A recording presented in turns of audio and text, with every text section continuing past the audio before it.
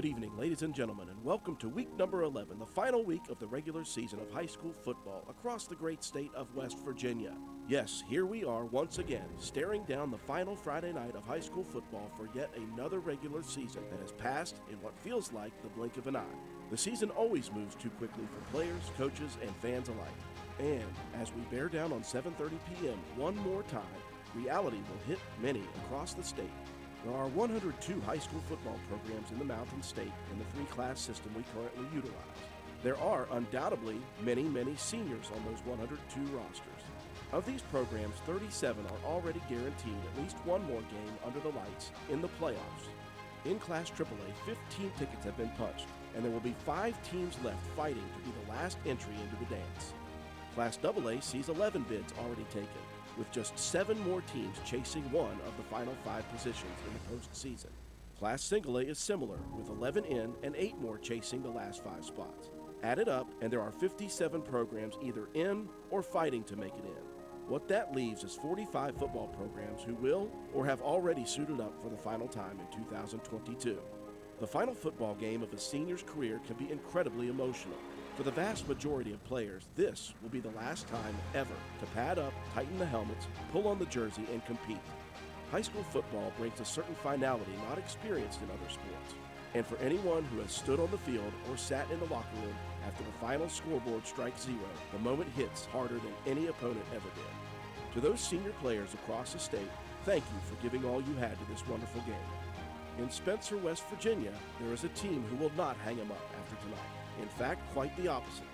Roane County just happens to be one of those teams who have already guaranteed not just a playoff game, but a home playoff game for only the second time in school history. More than that, the Raiders are chasing something even far more difficult and rare. They are chasing perfection. Never in the 30 years of football at Roane County High School has a Raider team even come close until tonight.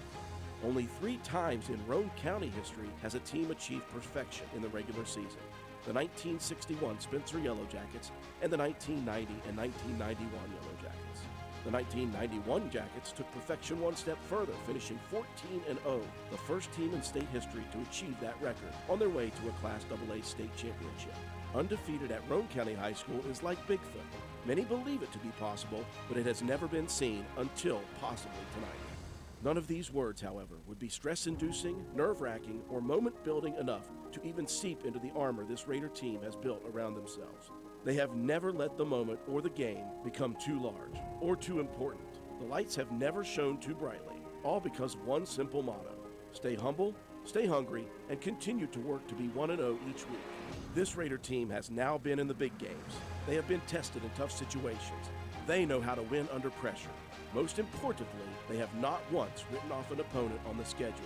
This Raider team has attacked each week with ferocity on the field in practice, in the weight room, and in the hours of film study required to know each opponent as best they can.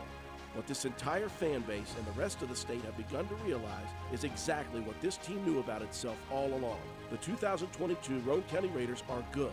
The question, however, asked by the players and coaches alike, even as we enter this monumental Friday night, is just how good are we? Ladies and gentlemen, as the lights shine brightly on County Stadium tonight, we are minutes away from answering that question one more time in the regular season.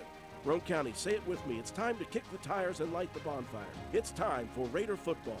Live from beautiful County Stadium on senior night from the campus of Roane County High School. Raider football is once again on the air. From Reedy to Walton, Newton to Spencer, and all points in between. We welcome you to WVRC 104.7 FM's coverage of your Roane County Raiders. And good evening, ladies and gentlemen. Welcome to County Stadium tonight on this Friday night, a beautiful evening for high school football in the Mountain States. Andrew Miller alongside my partner John Penna, Matt White, our statistician. Katie Nutter is our camera person. Joe McDonald on the graphics from A&M Digital Technology, the instant replays, and the scoreboard. George Allen is our studio technician back at WVRC Control. What you're watching right now, if you're watching us live on YouTube, is senior night for all of the fall sports. Right now, the Roane County High School Raider football team being honored. A tremendous group of seniors this year will play their final regular season game here at County Stadium. Now, one thing we do know, John, is that we'll be back here next week, and we will be back here the week following, provided we can win next week. But that's looking forward. That's not what this Roane County team does. They're looking to tonight and Oak Glen. Yeah, tonight the opponent that stands in front of us is from way up north, Drew, and that's Oak Glen, the Golden Bears. We've played this team one other time, and that was in the first ever home playoff game here at County Stadium back in 2011. So Roane County tonight looking to go 10-0 with a special season so far throughout that they've been able to go. And here tonight, just another one of those special nights as we honor our seniors. I'll take you even further back than that. 1996, when Roane County, I was a senior on that team, lost to Oak Glen right here at this facility, 17-13. One of the games that kept our team out of the playoffs in Class AAA. And so this means a little to me as well. Just a slight bit. Looking forward to it, though. On the season, Roane County, obviously, we know what the Raiders have been able to mount up in the previous 9 games. 9 victories, 0 defeats, 41.3 points per game. They're giving up just 11.3 points per game on the season. Coach Paul Burdette is now 65-55 in his 12th year. Oak Glen, the struggle of the season so far, they are just 2-7 under first-year head coach Doug Taylor. They average just 12.8 points per game, and they give up 36.8 points per game. Their 2 victories this year over Toronto, Ohio, and Berkeley Springs, a team we watched against Braxton County. So if you look at it on paper, John, obviously Roane County is the favorite, the heavy favorite. Team that gives up a lot of points is the team that Roane County salivates after. Yeah, Roane County's offense just explosive all season, Drew, and our defense, really I think has kind of been the thing that's, it was never bad, but we've kind of stepped it up, especially the guys up front defensively, really getting after the quarterbacks and getting tackles in the backfield for loss against Doddridge and then against Ravenswood last week. So, you talked about the points given up. You said 11. What was the total there? We give up 11.3 points 11.3. Well, you're looking at a lot of those points are given up by the junior varsity team that has been able to play. I believe it's about 6.4 points that the varsity has given up this year. We kind of did some number crunching here a couple nights ago, Matt and I. But, man, it's a great opportunity here for our offense to explode early and to really let our defense continue to eat and do what they've been able to do in the last few games. Well, for Oak Glen, they've got a senior-heavy skill set. They've got a lot of seniors on the roster that we'll see and we'll call their names a lot, led by the quarterback, Landon Beatty, the 5'11", 140-pound senior. He's thrown for 302 yards on the season, 3 TDs, 7 interceptions. He's also got a pair of rushing touchdowns to his credit. Senior Colton Goodlin is the number 1 running back, 5'9", 160. He's carried it 57 times for 312 yards, 3 touchdowns. He also is a receiving threat, 8 for 84 and a touchdown. Matthew Greenleaf, also a senior running back as well. 81 carries, 461 yards, 4 TDs, a pair of receptions as well. And you've got a couple of juniors and another senior at the skill set now. When you look at their O-line, though, John, their O-line, very young, a little bit smaller than you'd normally see from Oak Glen. That's something that Roane County obviously would like to exploit. Yeah, and they absolutely will here this evening. The defensive front last week just lived in the backfield against Ravenswood. And Ravenswood was kind of in the same boat. They had a lot of younger guys that were filling in and playing on the O-line. So, Roane County on film, that we've been able to watch, I guarantee that defensive line and those linebackers are looking to, make Oak Glen get behind the sticks quite a bit here tonight. Roane County on the season, 52 tackles for loss. We are in the backfield a lot against teams. We're led by, of course, Colton Paxton, the senior. He leads the team with 94 tackles, 15 tackles for loss. He's also got 6 sacks on the season, having himself a tremendous senior season. The rest of the team, though, pitching right in. Skylar Delk, 51 tackles, 7 for loss. Briar Begler, 31. Ori May, 28, 4 of those for a loss. Brandon Richardson, who has played 2 fewer games than everybody, has 29 tackles on the season. So a lot of guys getting involved in it. Roane County led in sacks by Ori May and Colton Paxton, 6 apiece. Christian Jarvis with 5, Jacob Bunner with 4. So we know how good the Roane County defense has been, and I think the secondary has also grown immensely over the season. Now, you look at the offensive side of things, and it's run the football, although Roane County can pass when they need to. Jacob Greathouse has had probably the best passer rating I've ever seen for an entire year, 166.0. He's 13 for 15, 289 yards, 4 touchdowns, 0 interceptions, just a freshman. Roane County, though, chucking it up on the ground, 351 yards on the ground. We're still averaging 8.1 as a team on the ground per carry, led obviously by Skylar Delk and Briar Begler. Delk, 1,106 yards, Begler, 1,061 yards on the season. And then you got Shea Harper, 432. Brandon Richardson, first year of offense, 264. And then you've got a lot of other guys you just sprinkle in once in a while. It's just a tough thing to stop, especially because it all starts up front with these bigs. Our offensive line, this may be one of the best offensive lines I've seen. Yeah, and we go back to when we were in high school here at Roane County High School. You had some really good offensive lines, but this one really kind of just takes the cake. I think back to the 2010 season, you had a really good offensive line there as well. But you've got 2 guys on the offensive line, and Jacob Bunner and Christian Jarvis, that absolutely just competed against each other in the weight room, and that was the mentality that we talked about 3 years ago when I was on staff, getting into that weight room, making that weight room very, very effective, and it definitely turned into that. And you can see that here as our offensive line has continued to maul people and open up those huge holes to allow our running backs to score a ton of touchdowns, rushed for over 1,000 yards the last 2 seasons is Delk and Begler. It's I mentioned it, though, during the intro.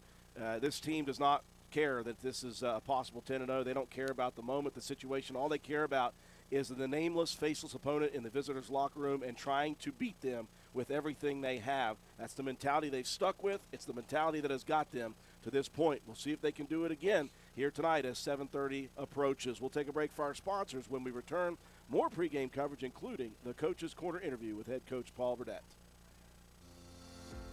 Vote Matt White for Roane County Clerk. I'm a lifelong resident of Roane County and a 2001 graduate of Roane County High School. I've spent the last 18 years working in service of the public at Roane General Hospital and the last 10 years helping to cover youth sports here on WVRC. I've had the privilege of watching my father for the last 24 years, and I understand firsthand the amount of time and dedication it takes to be a successful county clerk. It's about the people knowing that when they walk through the door, they will be treated fairly and with respect, no matter the situation. The county clerk should always be the face of the office and not just a name on the door. If elected, I promise to continue with the same standards of hard work and service to the people of Roane County and the surrounding communities that you've all come to know and expect. Thank you for your support in the upcoming election. Vote Matt White for Roane County Clerk. Paid for by the candidate. Hungry? There's only one place to go to satisfy a hunger that big, any time of the day or night. McDonald's in Spencer. Choose from the famous Big Mac, quarter pounder with cheese, add fries and sweet tea, and you've got a meal that can't be beat. Start your day off right with the best breakfast in town. McDonald's in Spencer. Egg McMuffin, sausage, egg, and cheese biscuit, hot cakes, sausage burrito, add a cup of premium coffee and a hash brown. Great prices every day. McDonald's in Spencer. I'm loving it, and so will you. McIntosh Hardware, Furniture, and Appliance, the store that has it all. From quality furniture, Lazy Boy, Serta, Catnapper, appliances, Maytag, Whirlpool, Amana, KitchenAid, and McIntosh offers setup and removal, power equipment, Echo, Troy-Built, and in-house service, hardware, tools, paint, plumbing, electrical, pipes, and fittings. McIntosh Hardware and Appliance, 204 Market Street in Spencer, 304-927-2700. Find us on Facebook for more great deals. We welcome you back to County Stadium, folks, as the senior night festivities for fall sports has taken place. The band now filtering off of the field after the national anthem. Had a chance to meet and talk with Coach Paul Burdett before the game. This is what he had to say about tonight's contest. Welcome back, folks. I'm standing here in the end zone at County Stadium with head coach Paul Burdett. Coach, you've navigated 9 previous games. You guys have stayed healthy. You guys have stayed 1-0 each single week. You guys are standing on the precipice of a possible undefeated regular season. You told us on Wednesday night it's the same mentality for your guys starting on Monday. It's a new team, nameless, faceless. It's 1-0. It's all it's really about, Drew. You know, we've been so indulged all season that we haven't got to see, or maybe possibly as a coaching staff, completely enjoy the full picture. And don't want to right now, to be honest with you. It's just about being 1-0 and doing the things the way that we do them and doing them right and continuing our search for being 1-0 each and every week. You got a team on the horizon here in Glen that's obviously they play a lot of teams that are not from in-state, so it's very difficult sometimes to judge their record based off of who they play because a lot of the times we don't know these teams other than how their record shows. Yeah, you know, I like what they do. I like the offense they run, and they're pretty good at it. They got some physical kids, and, you know, we're going to have to go out here tonight and earn a win. I mean, that's just all there is to it. It's not going to be given to us. We're going to have to go out and play 4 quarters and get a win here tonight on senior night. Your offense continues to roll offensively. You've been able to add some things here and there throughout the season. You still got a lot of stuff you guys haven't really necessarily had to use, but I like the way that each week you guys have opened something else up that's even Glen will not have seen even going into this week 10. Yeah, we still got some things in our back pocket that we haven't had to use yet, but that we practiced a lot. And we, you know, if we need it, we got it, but sometimes you don't want to play all your cards. So we'll see what happens here tonight and what we have to dig to in the bag. But, you know, we're going to run the ball, we're going to be physical, and we're going to pass it when we want to. Physicality included on defense. Your defense has played so well basically all year, but they've played really well the last few games in particular. They are really stuffing runs and passes. It's really making it difficult for opposing teams to do both things, and when you put them into a one-thing situation where they're trying to pass only or they're trying to run only, it makes your defense even more effective. Well, it does, and I don't know what we're going to get here tonight. We've seen them throw it, we've seen them pass or run it. I think what they want to do is run the ball. I think what they're going to find out they have to do, hopefully, is pass the ball. But that's yet to be determined. We'll find that out at 7:30. So we're prepared for both, and our guys have done a great job preparing this week and knowing where they need to be and what they need to do. Coach, it's senior night. Obviously, this group of seniors is going to go down in history as one of the best ever. Just talk about them real quick. Drew, I could talk all night, to be honest with you. This has been a group that, for the majority of them, have come all the way through together for 4 years. You know, quite a few of them have been starters on our team for 3 to 4 of those years, and have just made play after play for us, and it's nothing different here this year. You know, I'm not going to go into any individual thing. I just think as a group, they're really, really solid. Not only as players on the football field, but as brothers in the locker room. And that's a big win for me in my eyes and what we do and how we do it.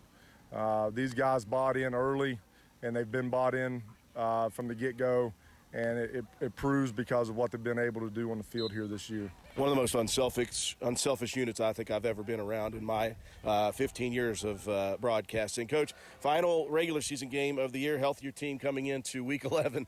Well, I've been lucky enough to say it each week, Drew. The Lord has really blessed us in health this year, and I hope it continues here tonight. You know, there's been sickness going around our school, and we had a couple guys sick early, and they're out of the woods, and everything's okay. So we just need to be able to continue that and stay healthy after the game tonight. And I feel like hopefully the Lord will continue to bless us, and we will stay that way. Well, Coach, obviously it's a monumental night, but just another opportunity to go 1-0. We wish you the best of luck. Thanks, Drew. We appreciate it. Head Coach Paul Burdett. Folks, stick around. More pregame coverage after these messages. No messages needed, folks. We are back here at County Stadium, and we are just about 6.5 minutes shy of the kickoff for the final regular season game of 2022. Obviously, Roane County knows their fate. They will be heading to the postseason right here next week. We don't know the opponent for sure. We don't know the day for sure, but that will be determined as soon as tonight is over. Let's take a look at the starting lineups for both teams while we have a minute. First off on offense for the Glen Golden Bears. You talked about a little bit of youth up front. On the tackle spots, you've got 5'9", 175-pound sophomore Evan Clouston, and the right tackle, 6'2", 200-pound Noah Schmidt. He is a freshman. Up the middle, in the left guard spot, 6 foot 210 pound senior Kyler George, and the right guard spot, 5'10", 185 pound senior, and I will probably butcher this name, Juvencio Quintana Jr. That was pretty good, Matt. Well, The junior was good. oh, thanks. And in the center up front for the Golden Bears, 5'11", 220 pound junior Xavier Howard. We're going to see a lot of different looks in the backfield, everything from a shotgun split. They like to run a lot of sweeps and a lot of quarterback draws. On the outside split, 6 foot 175 pound senior Tristan McCauley, and the other split, 5'11", 150 pound freshman Logan Murray. The two wings, 6 foot 160 pound senior Matthew Greenleaf, and 5'9", 165 pound junior Anthony Burt. In the backfield, this team goes as Colton Goodland goes. You'll see him at the running back spot. You'll see him taking snaps from the shotgun. He's a 5'11". He's more like a 180-pounder when you see him on film, the senior leader for this team.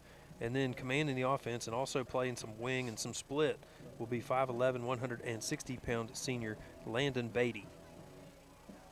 On the defensive front for Roane County, these guys have been so good this year. The defensive ends, Ori May, the senior, 6 foot 170 pounds, and senior Matthew Schaefer, 6'1", 200 pounds. Defensive tackles, Jacob Bunner, the junior, 6'2", 285, and 6'1", 225 pounds. Senior Christian Jarvis. The linebackers on the outside, Briar Begler, 5'8", 165 pound senior, and Brandon Richardson, a 5'7", 160 pound junior. On the inside, Colton Paxton, 6'1", 200 pound senior, and Skylar Delk, 6 foot 180 pound senior. Your corners here tonight, Shea Harper, 6 foot 175 pound sophomore, and Lane Watson, 6'1", 175 sophomore. Sawyer Hunt back after a trip. He is at safety tonight, 5'10", 150, and he is a junior. Yeah, we'll see a lot of a four-man front for Oak Glen, a lot of 4-3, a lot of 4-4 looks on defense up front. 6 foot 175 pound senior defensive end Tristan McCauley, defensive tackle 5'11", 220 pound junior Xavier Howard, the other tackle 6 foot 210 pound senior Kyler George, the other end 5'9", 165 pound junior Anthony Burt. The backers 6'1", 195 pound sophomore Wesley Mullish, the middle backer 5'10", 185 pound senior JQ Jr., the other backer 5'10", 175 pound senior Buck Franklin. The corners 6 foot 160 pound senior Matthew Greenleaf, and 5'9", 145 pound junior Tyler Mozingo. In the secondary, the safeties got 5'8", 130 pound freshman Will Weekly, and 5'11", 180 pound senior Colton Goodland. For Roane County, it all starts up front. It has since day number one. Left tackle Noah Jett, the sophomore, 6'2", 255. Left guard junior Jacob Bunner, 6'2", 285 pounds. Senior Matthew Schaefer has been the anchor on this line for a few years. He's a 6'1", 200 pound senior center. Right guard Colton Albright, also a senior, 6'2", 210. Right tackle is Christian Jarvis, the senior, 6'1", 225 pound. Your tight end Colton Paxton, 6'1", 210 pound senior. H-backs, both Shea Harper, 6 foot 175 sophomore, and junior Brandon Richardson, 5'7", 160 junior. Your wide receiver, Lane Watson, 6'1", 175 sophomore. In the backfield, a pair of 1,000-yard runners, Skylar Delk, 6 foot 180 senior, and Briar Begler, 5'8", 165 senior. The quarterback, freshman Jacob Greathouse, 5'9", 145, and he is a freshman. Roane County in all charcoal here tonight. Jerseys and pants, maroon numbers and letters trimmed out in white. The maroon helmets with the white stripe down the middle and the white Raider R on the side. Charcoal also on the pants for Oak Glen. They've got powder blue down the sides. Inside of that, inlaid in gold. They've got the white jerseys with the powder blue numbers trimmed out in gold, and the white helmets with OG, not original gangster, but Oak Glen on them. Yes. Yeah. A lot of important games across the state here tonight determining the fate of rankings in AA. If anybody out there is looking at the Metro News scoreboard, keep an eye on Winfield and Point Pleasant. Point Pleasant fighting to get into a spot. Winfield trying to jump Roane County move into the number 2 spot. Mahan versus Chapmanville, also an important game to determine positioning, and Logan versus Hoover. If Hoover were to win that ball game, most likely Roane County would face Weir. If Mahan and Hoover were to both win, could very well face Chapmanville. If Hoover were to lose, we're probably playing Hoover. Well, it happened again, folks. 9 of 10 times in the regular season, either Roane County has won the toss or elected to go on offense after one time or 2 times the other team deferred. So the Raiders will go on offense 9 out of the 10 regular season games first. They like to get a quick start on their opponents. Appreciate everyone who is watching from our YouTube live stream. Let us know where you're watching from. We appreciate it. You're listening in on WVRC 104.7 FM. Appreciate you as well.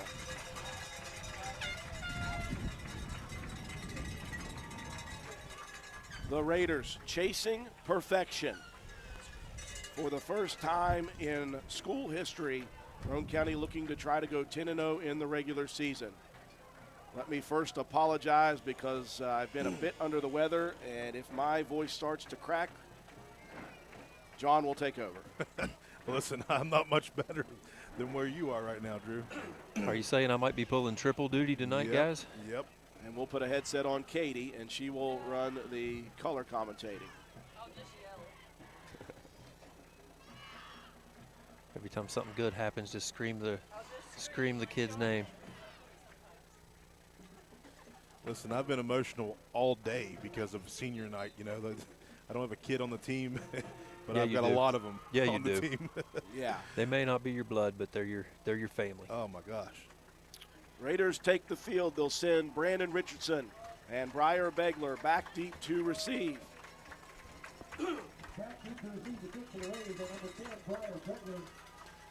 Drew just trying to cover up the fact that he's going to be so emotional. That's why his voice is cracking. It has nothing to do with sickness. The place kicker, senior Trenton Richmond, 5'8", 170. Ball will sail right to left across your dial or across the screen. Everybody up front, keep your eyes open. Don't let a squibber. Redmond approaches. This is deep. That's Begler at the 17. Briar straight up the gut. Got a hole. Begler, he's got a hole. Falls off his own player at about the 37 and fights out to the 38, maybe even the 39. He had a wide open shot there and ran into his teammate. Yeah, nice return there. Sets Roane County up in pretty good field position as we are about ready to see this potent offense of the Raiders that's just been dominant all season. We'll give him 21 maybe on the return. That's unofficial. Matt White will tell us. 1st and 10 for the Raiders. Between the hashes, left to right they go in quarter number 1. Ball resting at the 38 of the Raiders. Split back formation with the wing to the far side. Handoff. Delk into the mix. Bounces outside for about 3 or 4 yards. That's the thing the Raiders have done so well, John. They stay ahead of the chains. Yeah, ahead of the chains, and so many formations that Roane County has, and they're able to throw out there against their opponents every week, Drew. I mean, it's just a hard thing to game plan for when you're looking across and you can see 4 or 5 different formations coming at you. 4 on the carry. 2nd and 6. Ball resting on the 42, far side hash. Split back again. Harper on the near side wing. Here's Begler trying to bounce it outside. He's got one guy he's got to get around. He will, and he'll break it out to the 46-yard line. That's just pure speed from Begler getting around the edge before Greenleaf got a hold of him. Yeah, Beggs, one of those track guys. Looked like there could possibly be a little bit of a hold call. I was looking for the official down there, but did not call it. In Roane County here with a 3rd and a few. 3rd and 2. And a little bit more. The yard to reach is just past the 48. Heavy package. Begler, he's got the first down and more. No problem with that one. The lead blockers have just been tremendous all year. And lost in the mix in that, we talk about Paxton and Delk leading the way, or Paxton and Begler. Lane Watson may be one of the best downfield blocking receivers I've seen. Yeah, he is by far right here. Just a heavy set. A good block, and Beggs just able to get that first down. Roane County on their side of the field. Move the chains inside Oak Glen territory. Quick hitter. Off tackle, Delk. Another 3 or 4 yards on first down. to about the 42 of the Golden Bears. Real quick shout out to our boy Dylan Webb listening in up in New Hampshire. You're a big part of what Roane County's got going on here, Dylan. You were a great mentor and coach to a lot of these guys throughout the years. 2nd down and 7, ball resting at the 42 of the Golden Bears. Raiders stick heavy. Pitch to Begler. Begler shoots through the gap at about the 40-yard line, and he'll be down near the first down. In fact, he will have the first down inside the 25, or inside the 35 to the 34 of the Golden Bears. Yeah, you talk about comfort stuff, right? The bread and butter of this offense, heavy. Just block downfield, and then Beggs is just going to put his head down and continue to turn those legs, pick up another first down here on this first drive for Roane County. Clock still moving here in the first quarter. Single back formation. Here's the wing sweep. That's Richardson waiting for the room to run. Cuts it at the 30, and he's got enough strength to get it inside the 30 by about an inch. That'll be another 4-yard gain on first down for Roane County. You know, Coach Harbin, back in our day, always talked about picking up 3 to 4 yards a carry. You're going to move the chains, and that's just what this Roane County offense has been able to do all season, actually for the last couple years. 2nd down, 6, ball resting at the 30 of the Golden Bears. Single back, and there's a lot of movement up front defensively by the Golden Bear defense. Just that double wing set, Drew, and you're going to bring Beggs across. And Beggs is so quick and shifty that I think just those twitch muscles got Glen to jump across. 5-yard encroachment penalty on the Golden Bears. 9:07 on a rolling first quarter clock. 2nd down and about a yard, ball resting at the 25 of the Golden Bears. Far hash, left to right, the Raiders go. Single back, double wing. Greathouse turns, hands it off. Delk straight through the middle, and Delk showing those leg strength and putting the shoulder down and garnering extra yardage. Just that double wing, and the look, you know, the motion on the last play got them to jump across, and this time it's just a quick Texas dive right up the middle. And another first down on this drive. First down and 10, just inside the 20 of the Golden Bears. We'll stick with double wing formation. Now the wing sweep to Begler this side. Begler, look at the lead blocking out there by Delk. Begler very patient. He'll pick up 4 or 5. And it'll bring up 2nd down and about 5 yards. Aiden Flowers here for the defense, Drew. He's been in on 3 tackles so far early in the game, and he's a corner or a safety, and that's not the guy you want to make those tackles. 8 minutes, 10 seconds and counting here in quarter number 1. Opening drive of the final regular season game. Roane County looking for a bit of history, trying to go 10-0 for the first time. Now Roane County lining up offside, so back up the gain on the play.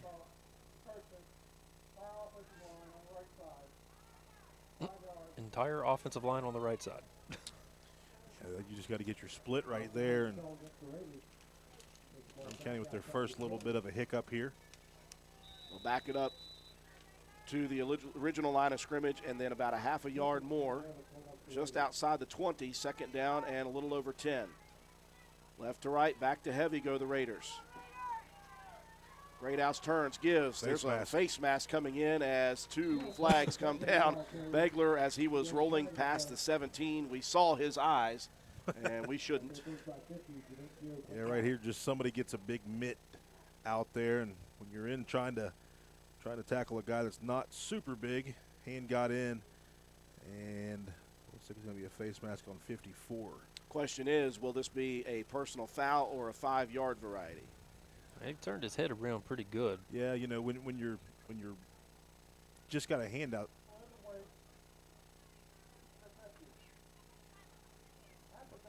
What?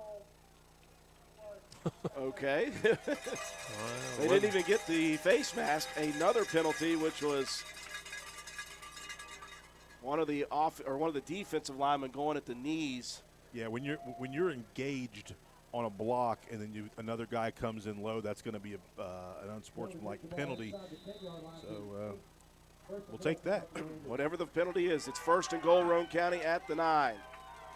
They'll go right to the bread and butter heavy. Begler shoots through, jumps over the 5, down to the 4. So give him about 5 on the carry, 2nd and goal from the 4. Nice drive here, Drew. A lot of clock being eaten up here on the first possession. 7:15 and rolling. Again, as John said, the opening possession. Here's the handoff. Delk loses the football. Did Oak Glen get on it? Oh, wow, the first chink in the armor for the Raiders. It looked like Delk lost that ball early in the run, John, because he was turning and stopping and looking. Yeah, man, that's a flashback to the last time Oak Glen played here on this field. A lot of guys are going to know what I'm talking about. Just a fumble down on our side of the field as we're getting ready to go in for a touchdown. That was late in the game. This is early, so Roane County still has plenty of time here to right the ship. Well, that drive was working on 5 minutes, and the only thing that was missing is the final score. So the Raiders, a little hiccup here. The defense, let's see if they can get going. Beatty underneath center, back split in the backfield. Handoff to the outside. Spinning off of 1 tackle and shoved out of bounds is Matthew Greenleaf. You got Brandon Richardson, as Begler's getting a little slow to get up. That was the first guy to try to help make the tackle, and Beggs was the guy that cleaned it up. Begler is walking very gingerly on his right leg. I mean, he's been nursing a bit of a knee issue for the last few weeks. And so we will check on the status of Briar Begler. The gain on the play, just 2, out to the 6-yard line.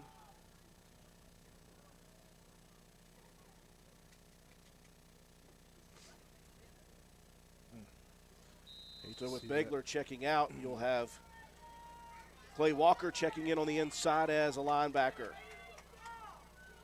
2nd down, 8 from the 6. Motion man across the line. Beatty under center, quick hitter, handoff. Spinning off a tackle, room to run. The ball pops out right back into the hands of Goodland. There is a penalty down at about the 5-yard line. Yeah, usually in the area of a hold or hands to the face.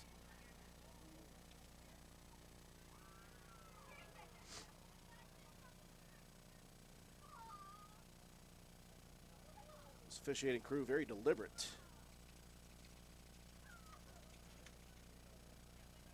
And we've got ourselves a chop block. So take away the run, half the distance to the goal. It's going to be 2nd down and right about 12 or 13. The ball backed up to the 3-yard line of Oak Glen. They're in their own end zone. 6:54 mark, first quarter. Roane County took the opening possession all the way to the 4 before the turnover. Roane County scrambling defensively right now. Shotgun for Beatty, standing in his own end zone. Beatty's going to look to keep it to the near side, breaks free, and he will get back to the line of scrimmage and maybe another half yard. That was dangerous. He was running laterally in maroon. Yeah, you do not want to do that, be in that maroon end zone for that long. Nice job of the defense of stretching that thing out, Drew. The defense kind of seemed a little bit out of sorts there. Richardson was trying to get over to cover that slot receiver. Luckily, we got over there quick enough. Give him a gain of a yard, 3rd down and 10 from the 4. 2 receivers, far side, 1 to the near side. Shotgun for Beatty with a running back to his left. And now we've got movements over on the far side, and they're going to point towards the Golden Bears. Yeah. So this will not help their cause. Yeah, this team here, a lot of young guys playing, Drew, and in an environment like this, they're going to make some mistakes, and Roane County's going to capitalize on that. Brings up 3rd down and 12 from the 2-yard line. Shotgun for Beatty, standing 2 yards deep in the end zone. They'll motion a man in cross. Beatty's going to keep it, looking for the option play, and he is lit up as he gets just to the 2-yard line. And it'll bring up 4th down and a punting situation deep in the end zone of the Bears. Yeah, B. Rich here is going to be the guy that's going to make the hit, as Greenleaf was able to kind of spin and pick up a few more yards, but it was a nice play by the interior defense of the Raiders. Richardson and Shea Harper back deep to receive. They're standing right now at the Oak Glen 32-yard line. A yard off the back of the end zone is the punter. Clean snap. Leg in. Low line drive. Bounces at the 35. Harper's going to stay away from it. If he had been able to get there quicker, John, maybe. Yeah, he was backed up enough. He could have ran and got under that thing, but hey, guess what? We're still in pretty good field position. There's a flag down, though. Lots of laundry on the field early in this game. 5:15 mark of the first quarter.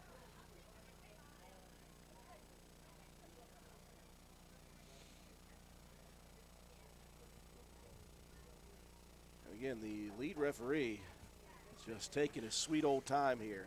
I know this fella. Making sure he wants to get it right. Do you want his name? They gave me the name. No, I do not. I know him. Trust me. He wants the airtime.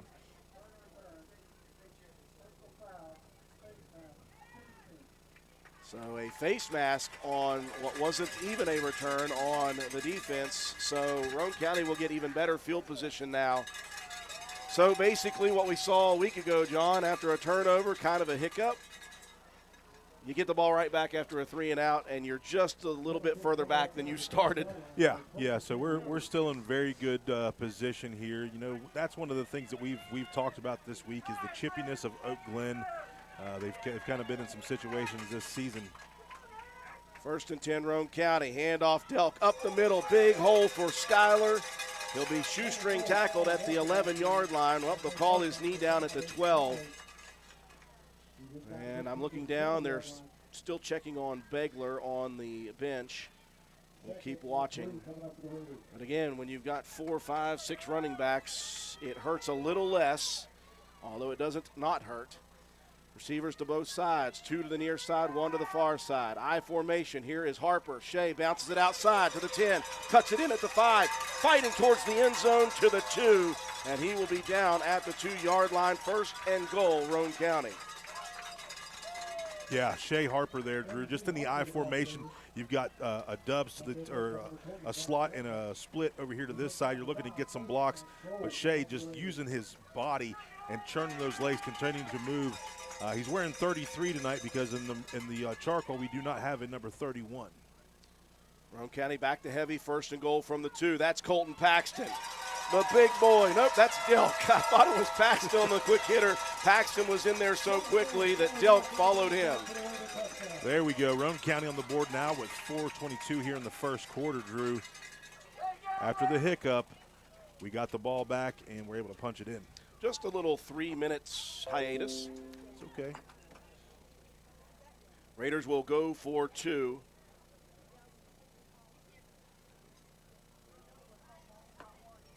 They'll line up in heavy. Leaning to the right. Again, Delkin, again, untouched, following his big lead blocker of Colton Paxton. Took 3 extra minutes. Still, Roane County scores first, 8-0 at 4:22 mark of the quarter. For the next few seconds, picture yourself retired. What do you see? What sounds do you hear? How do you feel? However you picture your retirement, planning early is the best way to make it happen. And State Farm agent Norman L. Daniels is here in Spencer to help. He can chat with you about the kind of retirement that you want and then help you find the best ways to save for it. A little today can add up to a lot tomorrow. So get started now. Call State Farm agent Norman L. Daniels in Spencer at 304-927-5680 and picture yourself happy. Like a good neighbor, State Farm is there. Welcome you back. Sorry, folks, I'm so far away I can't turn my mic up. We welcome you back to County Stadium. Matt White, a little hiccup in between, but a couple of drives put together to make one score. Yeah, the defense was stout on that last one. 3 plays, 19 yards, 54 seconds was the drive.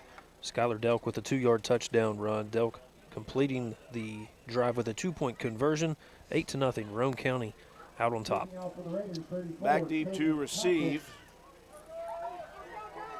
Logan Murray. And who's the near side one, John? You got 2 and I believe 20 or 12. Excuse Okay, me. that is Weekly.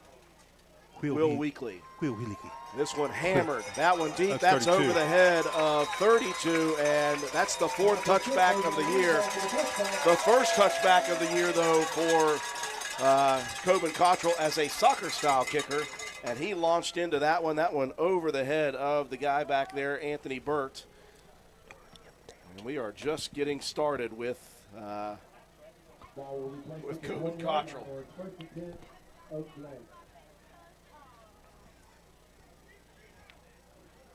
So the touchback will put it at the 20-yard line. Second offensive series, 4:22 mark in the first quarter for Oak Glen. They move right to left. Still looking down there, Drew. Begler's got some tape on that knee. Maybe it's some turf burn. Split back formation. Beatty goes under center. He'll keep it rolling out, looking deep downfield. He'll dump it, though, to his up man. That is Goodland. And a big pickup on the rollout dump pass to Goodland. That'll give him 11 and a first down. And that was a nice fake. Ball on the hip, Drew, as he rolls over to his right. I thought he was going to go deep, but he checked down to that guy, number 5, coming across. Flowers on an under route. Flowers, a junior, 5'7", 135. He's made most of the tackles here this evening for the Bears defense. Clock stopped at 4:14. 1st and 10 at the 30. Beatty stays under center, back splits. This will be the handoff. That's Greenleaf. Cuts it up against the grain. He'll find a bunch of maroon and charcoal there. He'll pick up a yard, maybe 2. He'll bring up second down and about 8. Yeah, Colton Paxton, one of those guys being there, Drew, making a nice tackle. He's just been in the backfield and on offensive players' backs the whole entire season. Coach Burdett mentioned in the Wednesday show that they like to do a lot of movement, a lot of misdirection. They're going to try to keep your eyes missing. Receivers near side. They'll send a motion man. He'll stop in the middle. Handoff, third man through. That's Goodland again. He'll pick up good yardage out past the 35 to about the 37. Bring up 3rd and short. Paxton again there to make a tackle, Drew. Offense is a little bit slow to me.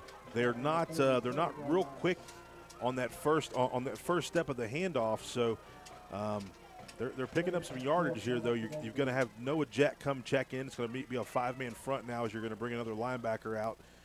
So it's going to be interesting to see what Roane County does here. Golden Bears need the 40. It's at the 37. 3rd down and 3. Beatty under center, back splits. He'll hand it off, quick hitter up the middle, and that is met right in the hole. Yes, sir. 32 right there meets him head on. Not going to go anywhere. It's just kind of a straight dive look. Paxton reads that thing perfect. Just takes a step in, meets him there, shoulder to shoulder, and continues to drive him back as Oak Glen going to be in a 4th and 1 here. Generous forward progress gives him a yard. It'll bring up 4th down and 1. Brandon Richardson alone at his 30-yard line. And a whistle comes in. And that's a problem for Oak Glen up front. They were lined up off sides. Yeah, I was not looking for that to be against Roane County because that would have been a first down, but I like that. Oak Glen moving back. Oak Glen really having some trouble with penalties. That's their 6th one for about 40 yards in the ball game. So any thoughts of a possible fake have gone by the wayside. Second punt for the Golden Bears, low line drive, and Richardson did not even take a look at it as that one was angled towards the Oak Glen sideline. Very nice punt, though. Will go out of bounds at the 27. 8-0 Roane County, 2:08 mark first quarter. Of course, the Raiders went on offense to begin. They mounted a 5-minute drive, John. Weren't able to put it in, and so they had to wait another 3 minutes.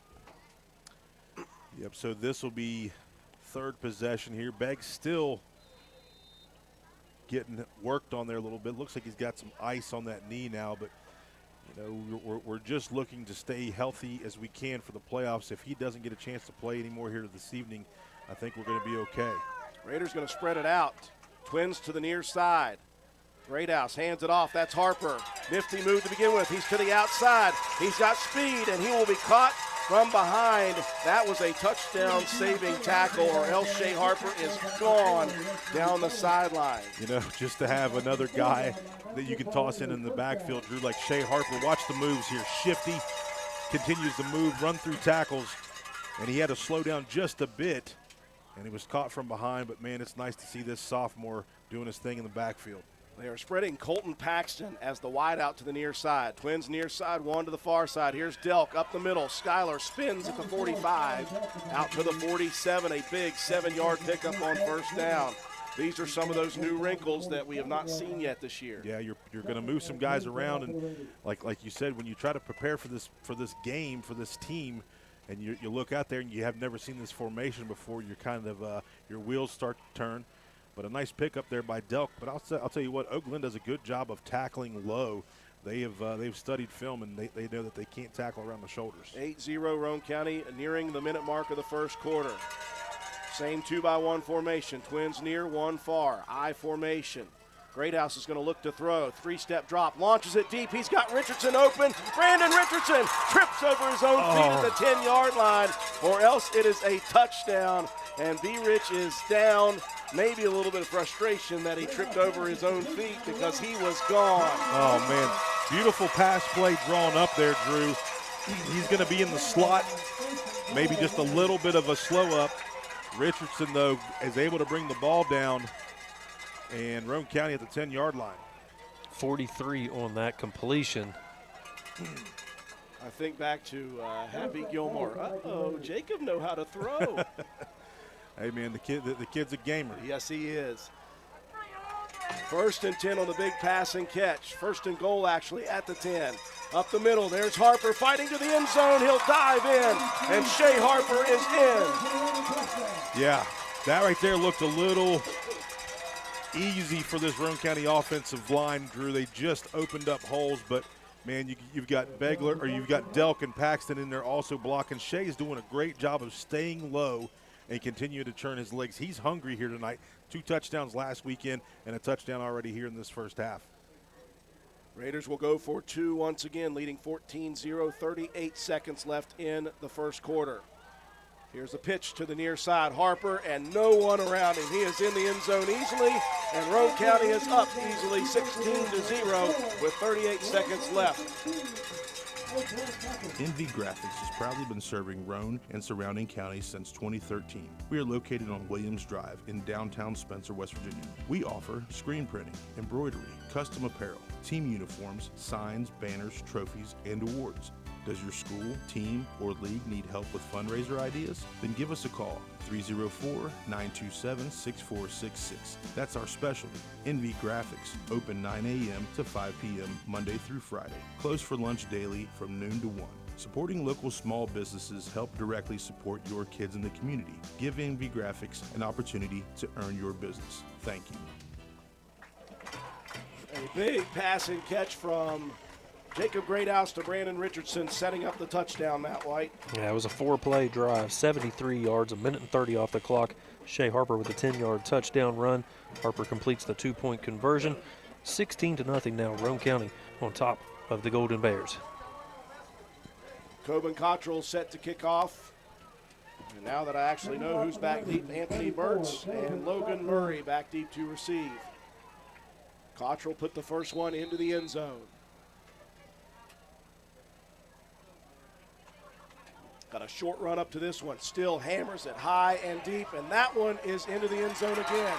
And watch Cottrell as he's coming off the field. That young man is fired up about this. Yeah, he's just fired up, figuring some stuff out here as a sophomore in football, Drew. Just a sophomore and a leg like that. There's plenty of opportunities and size as well, so he's going to get a chance to play some different spots throughout his career.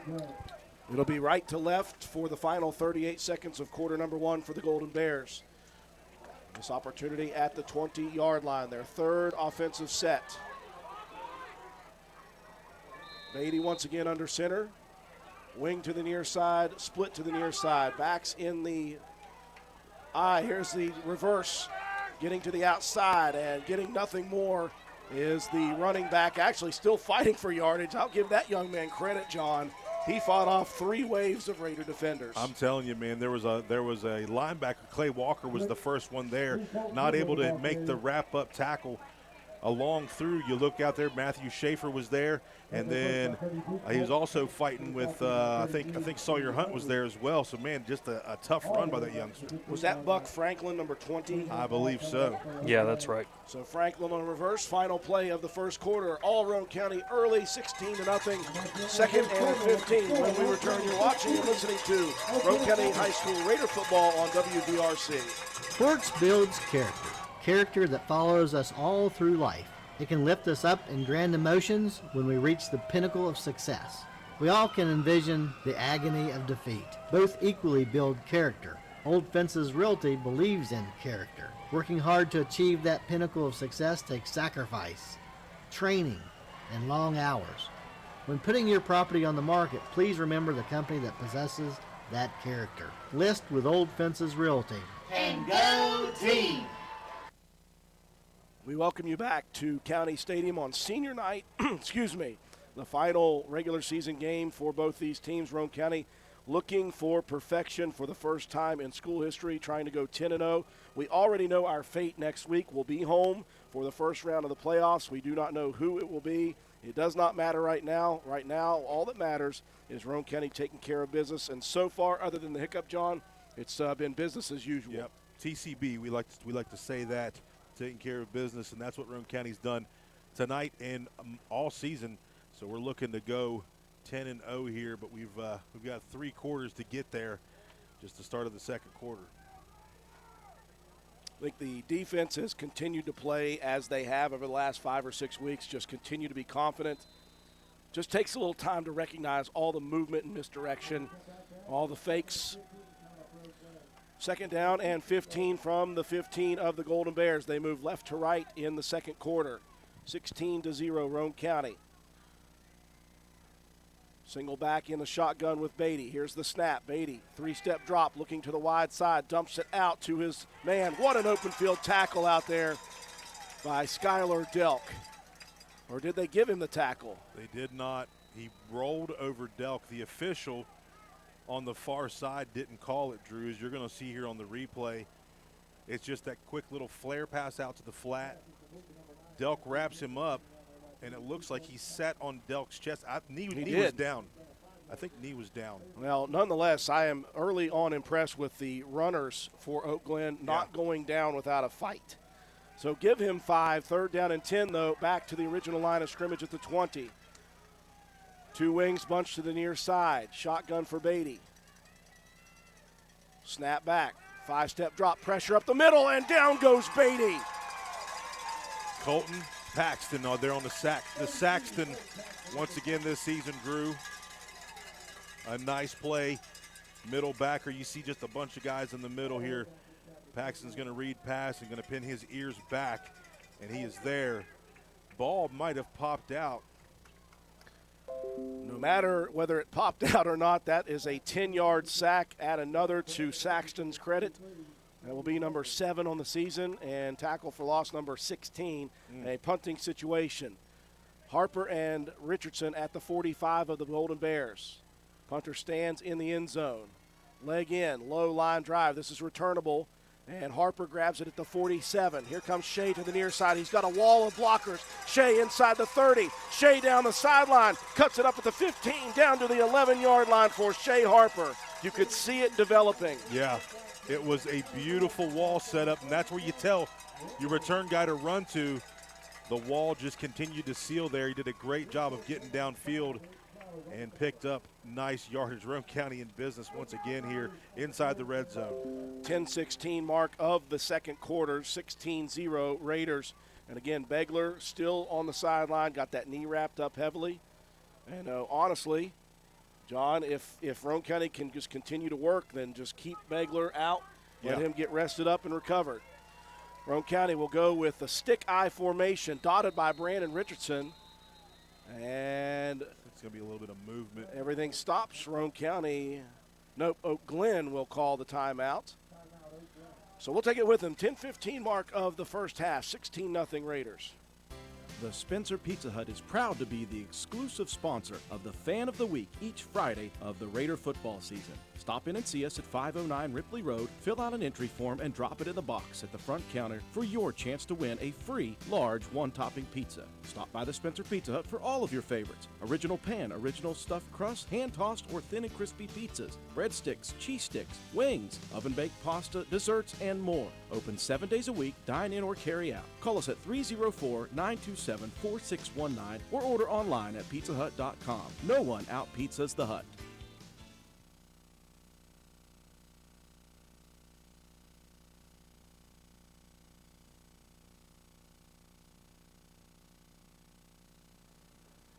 We welcome you back to County Stadium after a big punt return by Shea Harper from the 48 of the 48 of Oak Glen down to the 11. It's 1st and 10 Roane County. Actually, the 12-yard line. 10-15 mark, second quarter, 16-0 Roane County, trying for perfection here in the regular season. They've got bigger goals than that, though. But the only goal on the minds of the Raiders right now is 1-0 this week. They'll go back to that stick I. Brandon Richardson dotting the I. The snap, the give, B. Rich runs over a defender at the 7-yard line. I'll tell you, he packs a punch, John, for 5'7", 160. Yeah, he's one of those guys that he's low to the ground, about 160 pounds of dynamite, Drew, as he just lowers the shoulder. Got a little bit of a problem with our streaming here going on. I just got a message from Nate White asking me what was going on, so we're hoping to get that fixed. Joe's working on it. 4 on the carry. Here's the give up the middle, and that's into the end zone. Roane County scoring quickly, and that was Colton Paxton. Yeah, Paxton up the gut here. Colton holding on to his left hand. Yeah, maybe smash it on a helmet there. Just up the gut, moves, continues to get himself into the end zone. Another touchdown for that senior running back. 22-0, took just a couple of plays, and they'll go for one. Greathouse the holder, Coben Cottrell the kicker. Good snap, the hold is down, the kick is up, and it is tattooed all the way to the American flag. It is 23-0, Roane County, 9:44 mark of the half. Your bank shouldn't make you feel like you're on an assembly line. It's about you, your family, your future. That's why you're gonna feel good about Polka Valley Bank, because people have been feeling good about us for over 100 years. Bottom line, we have all the services of a big bank, but we're local. At Polka Valley Bank, our decision-making is local. Our people get to know you and call you by name. It's a relationship with a bank that you can feel good about. See us online at polkavalleybank.com. Equal housing lender, member FDIC.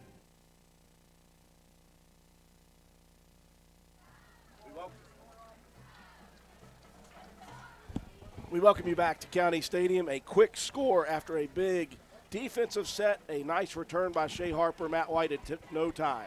That was a great setup on the punt return. Led to a 2-play drive, 12 yards, 32 seconds off the clock. Colton Paxton with the 8-yard touchdown run. Extra point kick by Cottrell was absolutely destroyed. 23-0 now, Roane County on top. I've never seen a kid take so much pride in being a kicker. Easy now, Rod. Burt and Murray back deep. It was so long ago. I'm pretty sure I was proud of it. Cottrell lays into this one. High, deep kick. That one will be fielded at the 9 by Burt. Straight up the middle goes Burt. Cutting it now to the Oak Glen sideline, and what an open field tackle. Clay Walker. Yes, sir. Nope. That was Sawyer Hunt. All right, Saul. Nice tackle there. Well, we missed Saul last week. Obviously, he was doing some FFA national stuff out in Indianapolis. But right before that, if you remember, the week before that, he had about a coming out party as far as defensively. He had a couple really nice plays on the ball against Doddridge. So the Golden Bears begin this drive at the 26-yard line. 9:37 remaining in the first half. Snap to Beatty. He'll hand it off. To the outside goes Greenleaf. He's got room to run. Bounces it further. And look at the closing speed of Brandon Richardson. Yeah, B. Rich said, no, sir. That looked like a good double leg takedown to me. I'll talk to you after the game about that, B. Rich. That was that's Goodland in the quarterback spot there, Drew. Okay. They rotate a lot, especially in the shotgun. Goodland takes the majority of the shotgun snaps.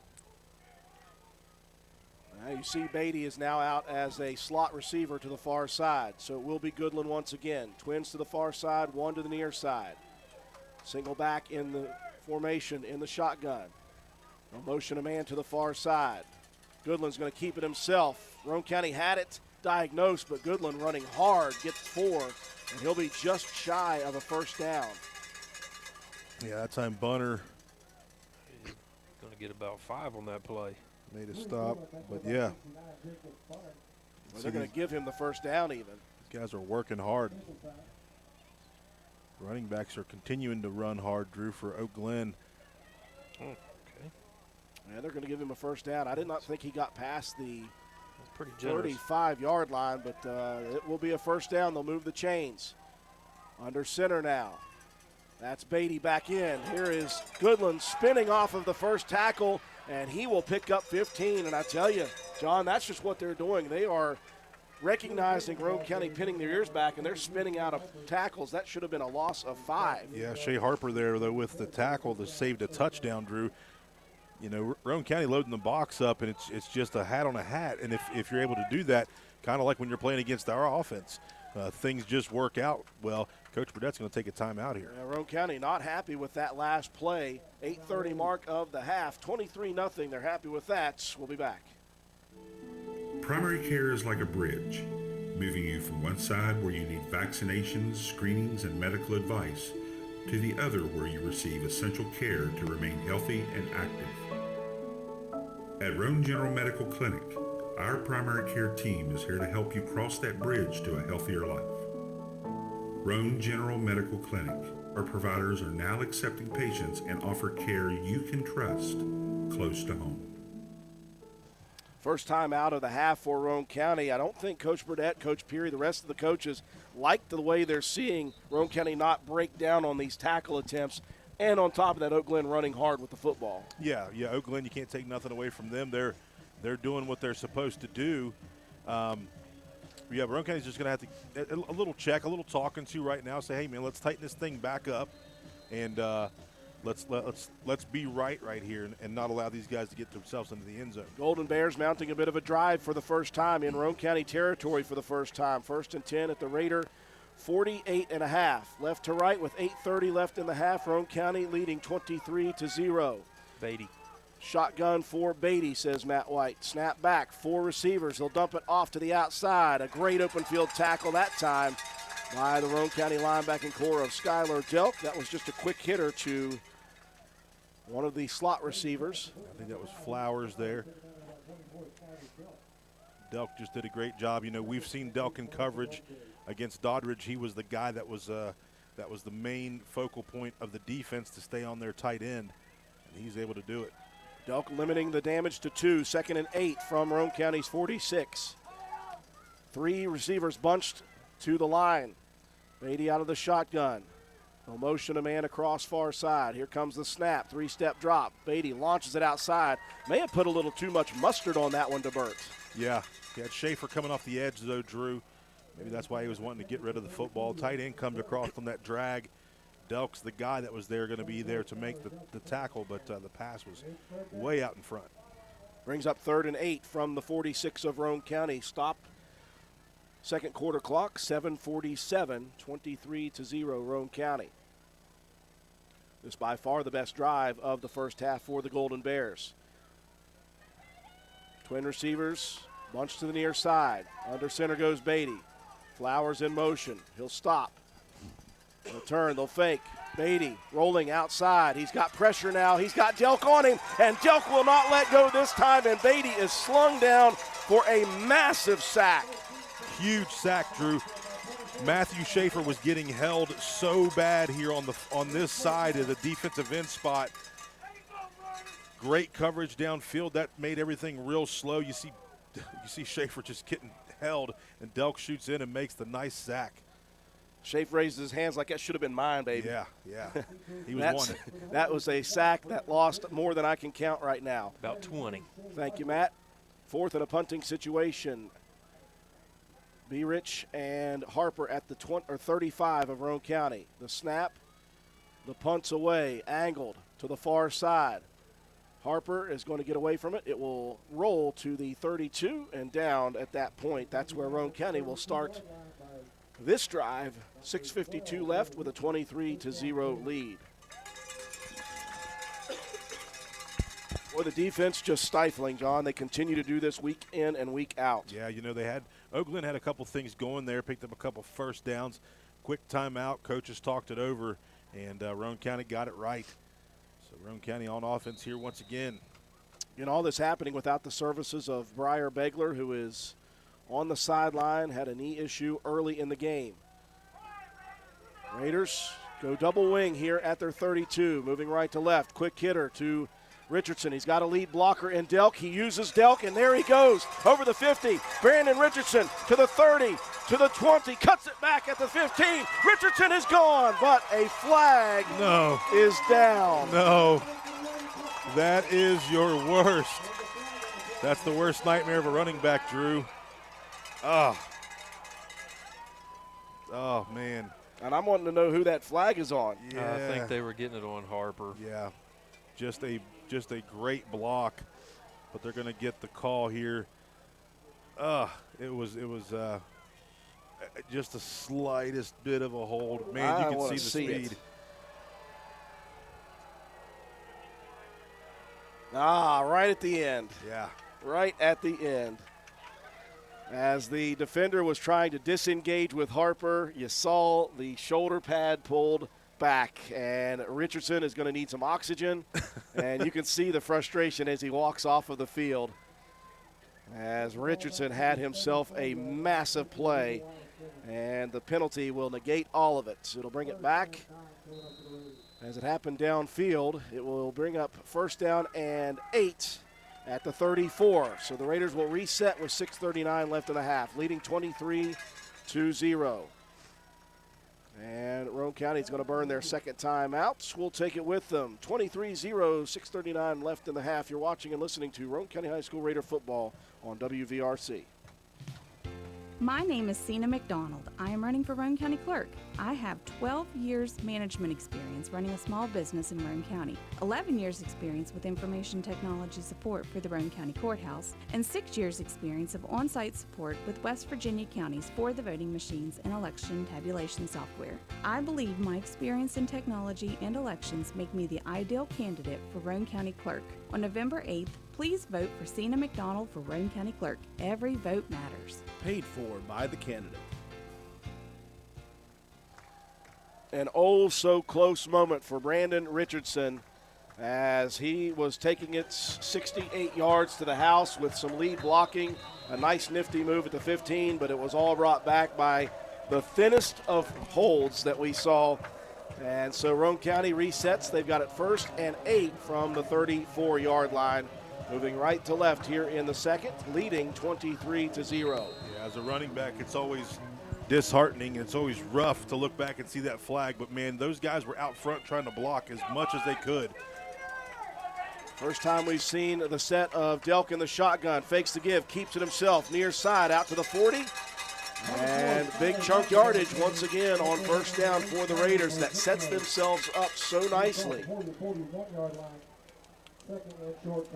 Yeah, just a quarterback keeper there, Drew. It's what we call St. Louis.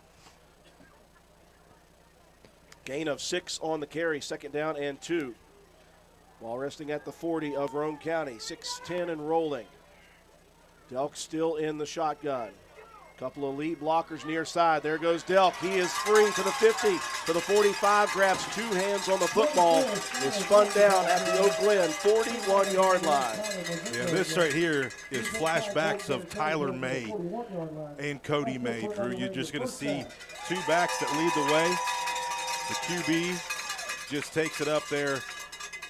Guys trying to get out front to make the blocks, and a nice chunk pickup here for the Raiders. 1st and 10 at the Oak Glen 41, right to left. The Raiders are moving. Jacob Greathouse re-enters. Roane County in the stick eye. This time Shea Harper dots the eye. Second man, and that is Delk jumping over the pile at the 40. And down to the 34 goes Delk again. 7 more yards on first down. Yep. Talked about the yards after contact too, Drew. It's just amazing this year what these guys have been able to do. Delk, you look at his freshman year to right now, he has changed his body. He's a dedicated young man. 2nd and 3 from the 34. Stick eye formation yet again. Quick hitter, that is Paxton fighting forward, and he will pick up a couple just shy of the first down, brings up 3rd and 1. 5:05 and rolling in the first half, 23-0 Roane County. Paxton did a nice job there, Drew, of just getting in a couple extra yards. He was hit in the backfield, but just was able to use those big thighs to get him across the line. Raiders staying with the stick eye. Jacob Greathouse under center. This will be Harper, and he's got the first easily. He's got more. He's got a foot race, and he is going to win the foot race to the end zone. Maybe. Waiting. The official in the middle called it. Okay, then. I'll take it. The one down the sideline being lazy and not raising his hands. I didn't know if he was going to call Harper out at the 1. He did not. Shea, a nice play there. Shea is showing the wheels tonight, Drew. Absolutely. 29-0 Roane County. And again, he will get a whole lot more touches with Begler on the sideline right now. Cottrell set to kick it. Clean snap. The hold is down. The kick is blasted again. Just amazing. Fun to watch. 30-0 Roane County. All Raiders now. 4:41 left in the half.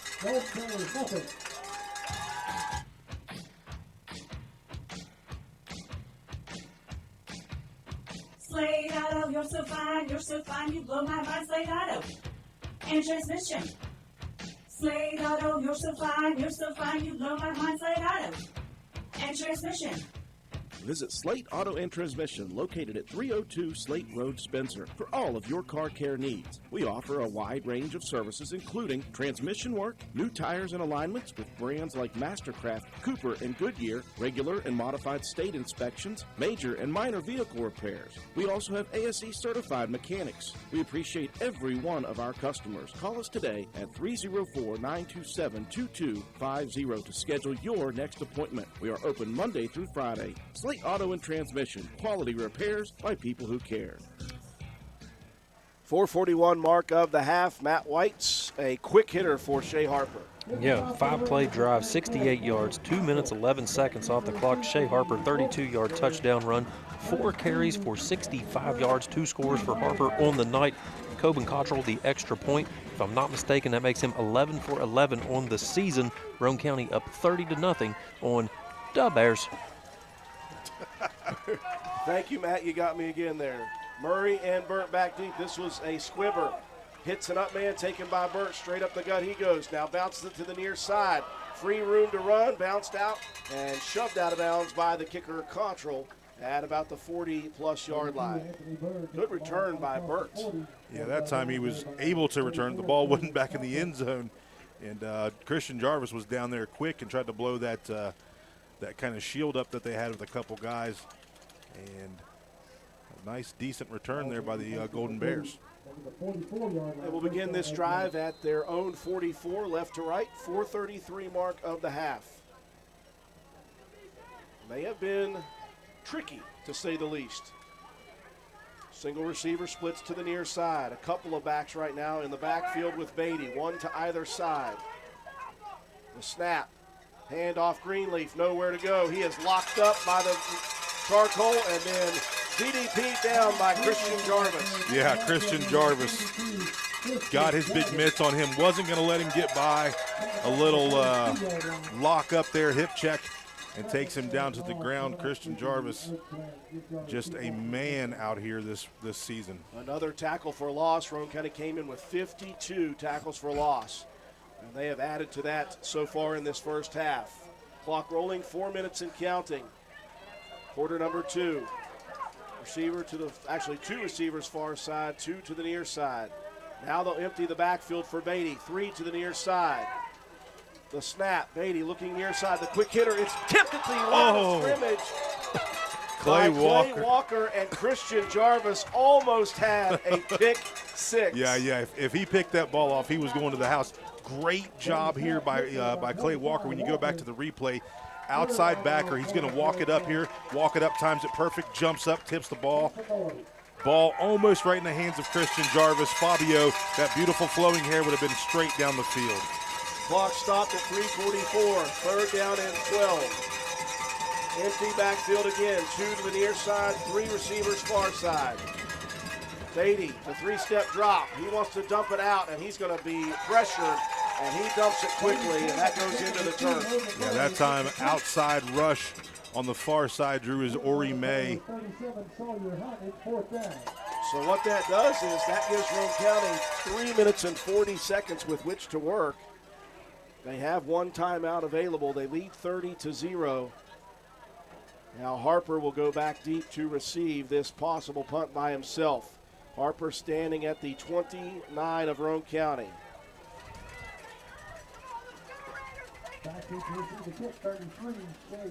Hunter standing at the 30. A high snap that's over the head. Burt going back, picks it up, and he is dropped by Brandon Richardson. D-Rich all over him like white on rice in a paper plate in a snowstorm. Down to the 10-yard line, the Raiders got it. I'm telling you what, man, everything going right here, Drew. Ball rocketed over the head of the punter for about 10 yards, and then B-Rich right there to make the play. Roane County, we talked about it, with a chance to get themselves in the end zone.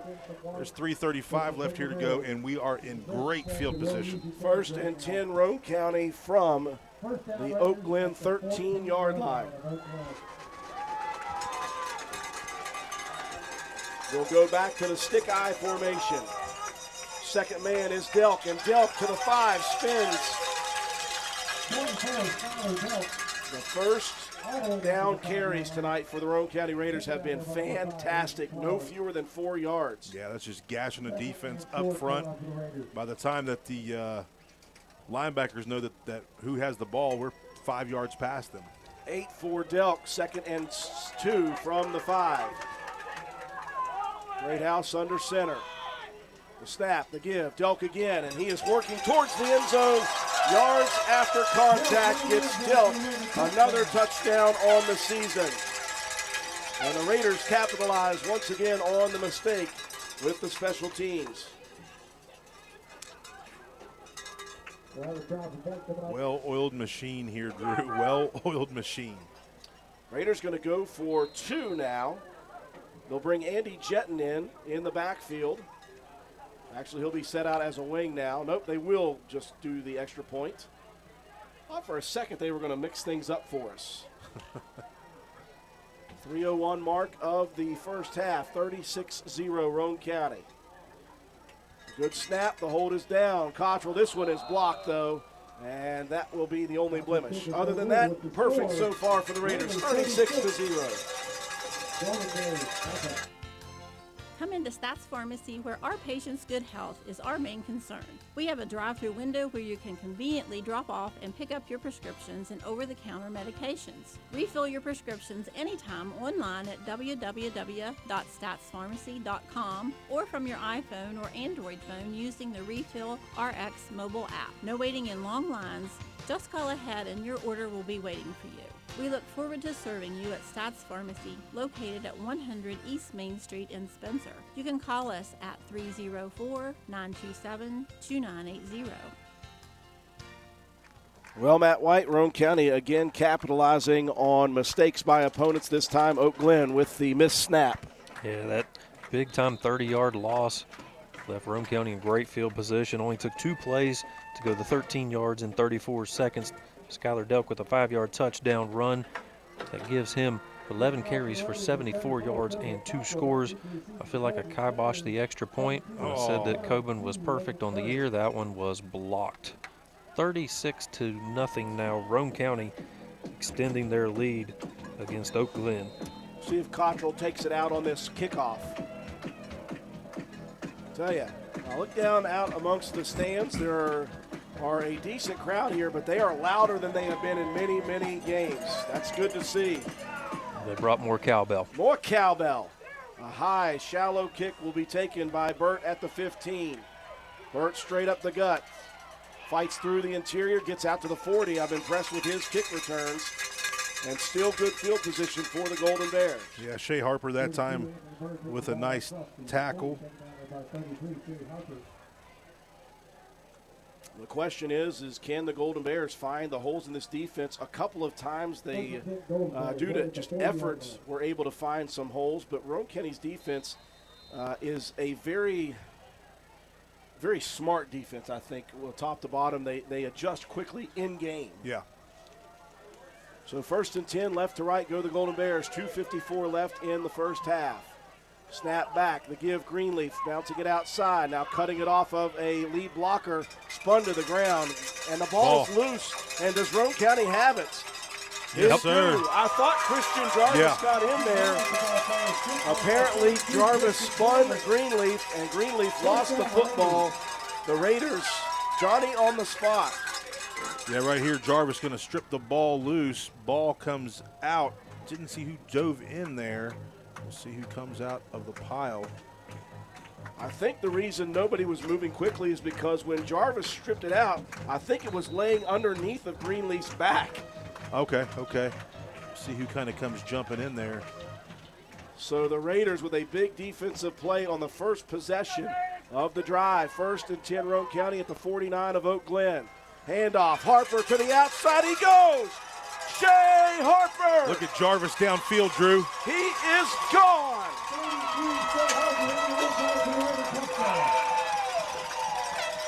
Roane County just opened it up here, Drew. You're going to look on this replay. Shea moving along downfield. Look at Christian Jarvis downfield.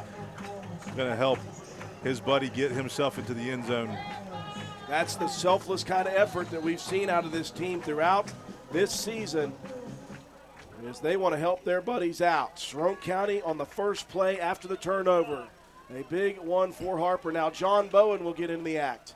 The lefty senior. The snap is low, picked up though nicely, and kicked right through the edge. And Bowen, look at him, he's excited, folks. The senior getting another extra point. All Roane County now, 43-0.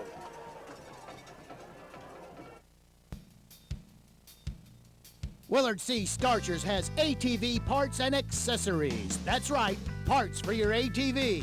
Brake pads and shoes, cable levers, brake cables, bearing kits, filters, batteries, and more. Why drive to dealers, waste gas, pay more when you can get ATV parts at Willard C. Starcher? Willard C. Starcher is located behind the Spencer Middle School. Parts, parts, and more parts. And don't forget the welding gas, welding propane, paint, and fire extinguishers. What a great place to shop. So who you gonna call? Willard C. Starchers. Call 927-2520. That's 927-2520. Open 7 days a week. Well, folks, the march towards perfection has gone quite well in the first half. Matt White, that was a quick one. Yeah, it certainly was. Shea Harper, the quickness got him 49 yards on that touchdown run, 10 seconds off the clock. Harper, 5 carries, 114, 3 scores, 22.8 per carry. Extra point kicked by Bowen was good, 43-0. Roane County on top. Cottrell set to kick off. Leg in. This is a squibber again, taken once again by Burt at the 15. Up the gut goes Burt, and he will not get to the 40 this time. A couple of defenders come flying in to make the big tackle. It's Tyson Freeland, Freebird, and Colton Albright meet right there.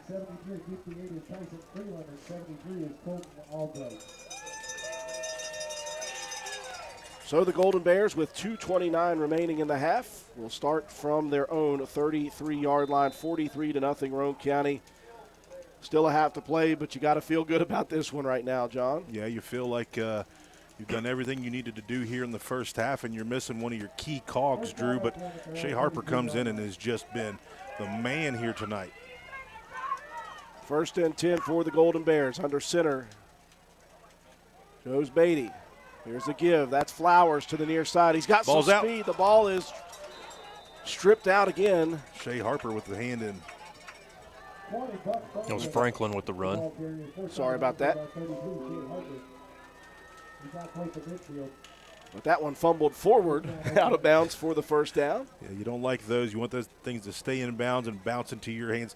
Remember years ago, Drew, how many times the ball would not bounce our way? Yes. Do you remember that? Yes, for many years. Oh, my gosh.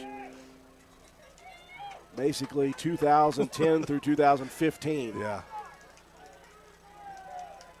This is Flowers in motion across. Handoff, and Goodland is wrapped up and then slung down by the first man to get him. Yeah, Christian Jarvis. That's a gator roll, Drew. That's a gator roll by 72. I think he was just trying to flip his hair.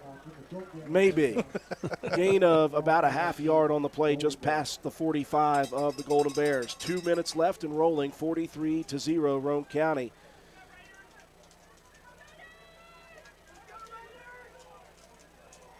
Glen going to air it out now. Well, they were going to, but the miscommunication you could see coming. So a timeout for the Golden Bears. We'll take it with them.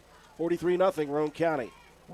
Looking for an affordable new Ford? Look no further than Jack Garrett Ford, where affordable Fords are a foregone conclusion. Check out the new EcoSport 4-wheel drive Titaniums, Explorer XLT 4-wheel drive, Ranger Lariat Super Crew FX4, all at affordable prices while they last at Jack Garrett Ford. And of course, quality affordable late model used vehicles. Hurry, Jack Garrett Ford, Ripley Road, Spencer.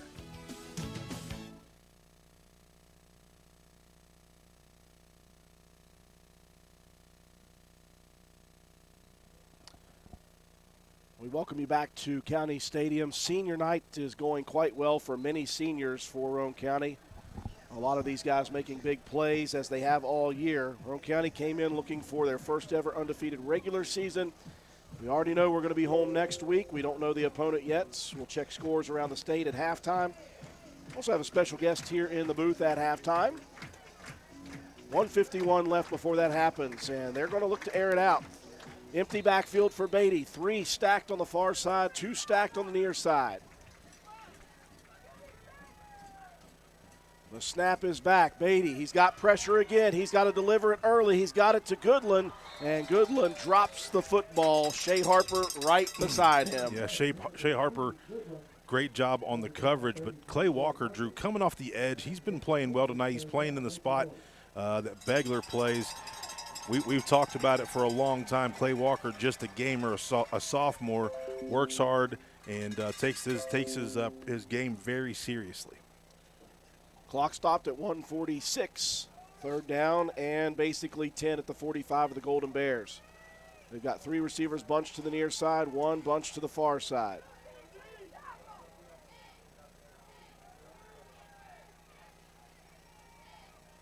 Shotgun.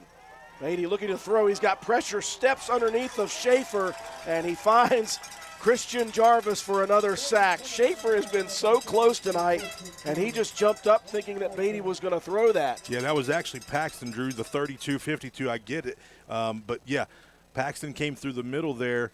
As soon as he jumped, he ducked. And then Christian Jarvis, though, man, makes another sack on the season. Oh, gee, Schaefer wasn't even on the field at that play. Yeah, that's what I looked down to the side. I seen him over there.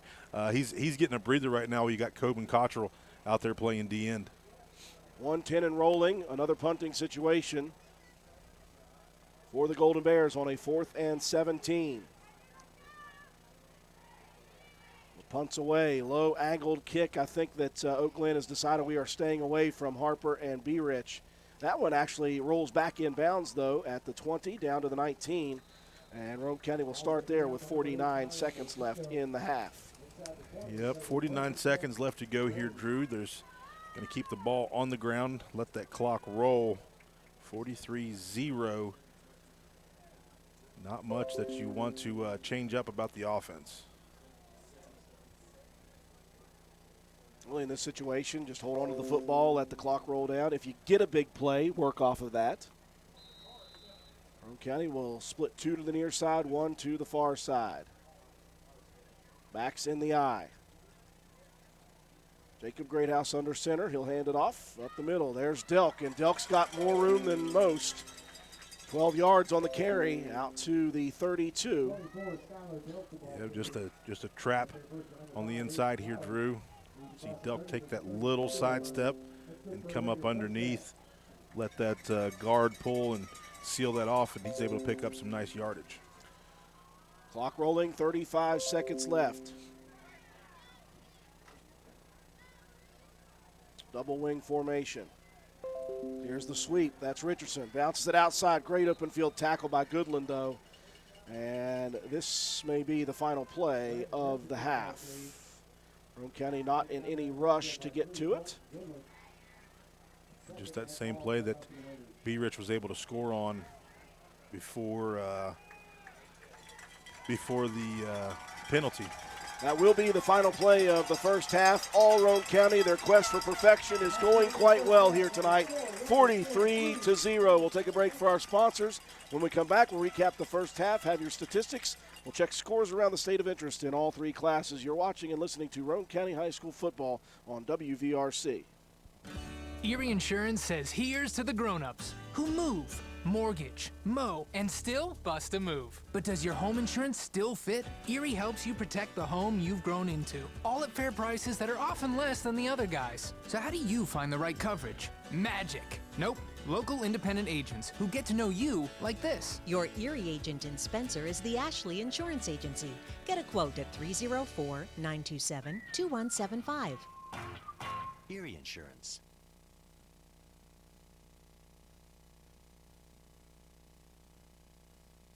Our house is a very, very, very fine house.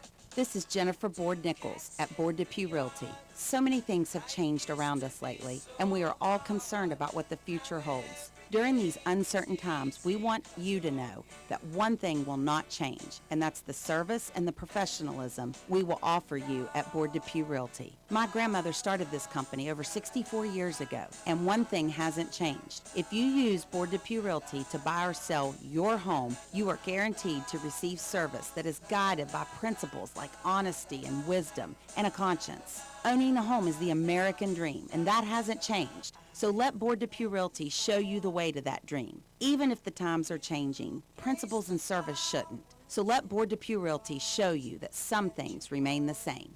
Our house is a very, very, very fine house. Hello. Once again this year, Brandon Dental Associates will honor U.S. military veterans on Thursday, November 10th, 2022.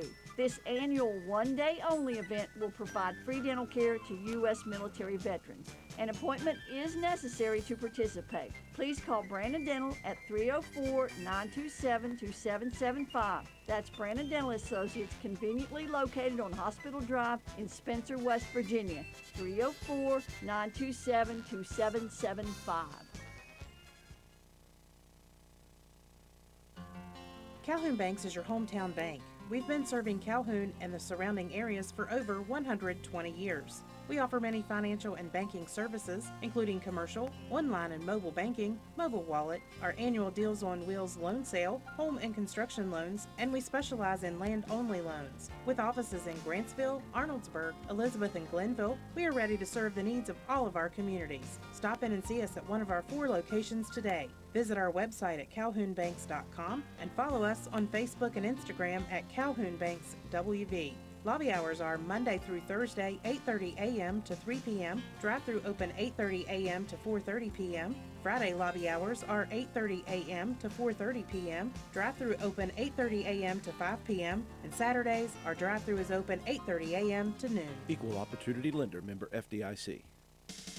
Carpenter's General Store in Spencer has been saving you money and giving you the best selection in Roane County since 1996. We have an amazing selection of domestic, import, and craft beers, ciders, and wines at the absolute lowest prices anywhere. And if we don't have it, we'll get it for you. We have a sporting goods section with all the right fishing gear, locally crafted lures, and live bait. And we also carry a great selection of firearms and ammunition. And once again, if we don't have it, we'll get it for you with the lowest prices guaranteed. We're open Monday through Friday, 7 a.m. to 8 p.m., Saturday, 8 a.m. to 8 p.m., and Sunday, 9 a.m. to 7 p.m. So come see us at 746 Arnoldsburg Road in Spencer. It's a convenience store with a whole lot more. Spencer Cash Saver is excited to announce that we are now accepting EBT payments through our online grocery site. Go to shop.spencercashsaver.com, schedule a convenient pickup time, fill your cart, then let us do the shopping for you. Give us a call when you arrive, and we'll bring your order right out to your vehicle. The $4.95 pickup fee is waived on orders over $100. So save time and shop online at shop.spencercashsaver.com. Stop by D&D Motors for great deals on used cars. We have an incredibly diverse and continuously growing inventory to choose from, with many makes and models at price points that anyone can afford. D&D Service Department also offers oil changes, tire rotations, and other maintenance on your new purchase. Call D&D for your next service appointment. D&D Motors, located at 276 East Main Street in Spencer. Stop in and see Dan or Donna for your super deal today. Open Monday through Friday, 9 a.m. to 6 p.m., Saturday, 8 a.m. to noon, and closed on Sunday. D&D Motors, call 304-519-2157. We welcome you back to County Stadium at the half on senior night and the final regular season game for these two teams, all Roane County, 43-0. Again, on paper, and the way Roane County has been rolling this year, this was the game that they should be doing things like this, and this Raider team has never, as I mentioned in the pregame intro, they've never looked past any opponent on their schedule. They have prepared themselves, they've trained themselves, they've watched film each and every week the exact same way to go 1-0, and that's what the Raiders have done again here tonight in this first half. Got started really nicely for quite a while. Roane County took the opening kick, drove it all the way down to the 4-yard line, a 5-minute drive before a bit of a hiccup. Roane County fumbling at the 4-yard line, and a turnover gives the ball to Oak Glen deep in Roane County territory. The Raider defense doing what they do just about every time they do turn the ball over, which is rare these days. They stop Oak Glen on 3 and out, and the Golden Bears forced to punt. Roane County comes right back with 3 plays and scores, and that was the beginning of basically the onslaught. Roane County defensively doing exactly what they're supposed to do, adjusting in-game, in particular plays. I give Oak Glen a lot of credit. Their runners ran the ball hard, but the Raiders just, if they make one play, or if they don't make one play, it seems as if they come back and make 2 more, John. Defensively, they held the Golden Bears completely in check in the first half, and the quick strike offense, once again, was the thing for Roane County. They were scoring on 2 plays, 1 play, 4 plays, and before you know it, you blink your eyes, and the lead is what it is. Yeah, you know, you look at the first half, and then you see kind of Beggs get dinged up there on that, you know, early in the game after the turnover, and the thing could kind of be up in the air, but you know, you just put Shea Harper in, and he comes in and has just been explosive all evening, and you know. You hate to look past Delk because he just does his thing week in and week out, and he's been doing it for the last 2 years. But it's nice to see Shea get his opportunities here late in the season. You know, you and I have been through this and been around and remember when Kinder came in and had to kind of help out and take over at the QB spot, and he did his thing, and Roane County came out, or excuse me, Spencer came out. You know, it's not one of those things, but it kind of puts you back in the mind of that, right? So it's just an exciting time to be a Raiders fan, an exciting time to be a part of what's going on here in Roane County right now. I was able to talk with Coach Jim Hamrick last night at the bonfire. So cool that he and Margie got there. I see some people chiming in saying we need to get him up here again. I don't know if he wants to have me shove a microphone in his face a second straight night, but he said that. He said this team reminds him a lot of that group of guys who had come up from the bottom all the way together through midget league, through middle school, through JV, whatever it may be. They have that mentality of they just want to beat everybody on their schedule each and every week the way they do. And this is one of those type of teams right now. And, of course, we're going to see it next week. Things will get interesting because that's when everybody's really, really good. So you got to take care of business. But, again, the Raiders taking care of business as they have week in and week out against whatever team that they're facing. Yeah, you know, you talked about that earlier, just going 1-0. It started last year after Lincoln County, Drew, and that senior group of guys, you know, although they didn't have the success that these guys are having this year going 10-0, they were 8-2.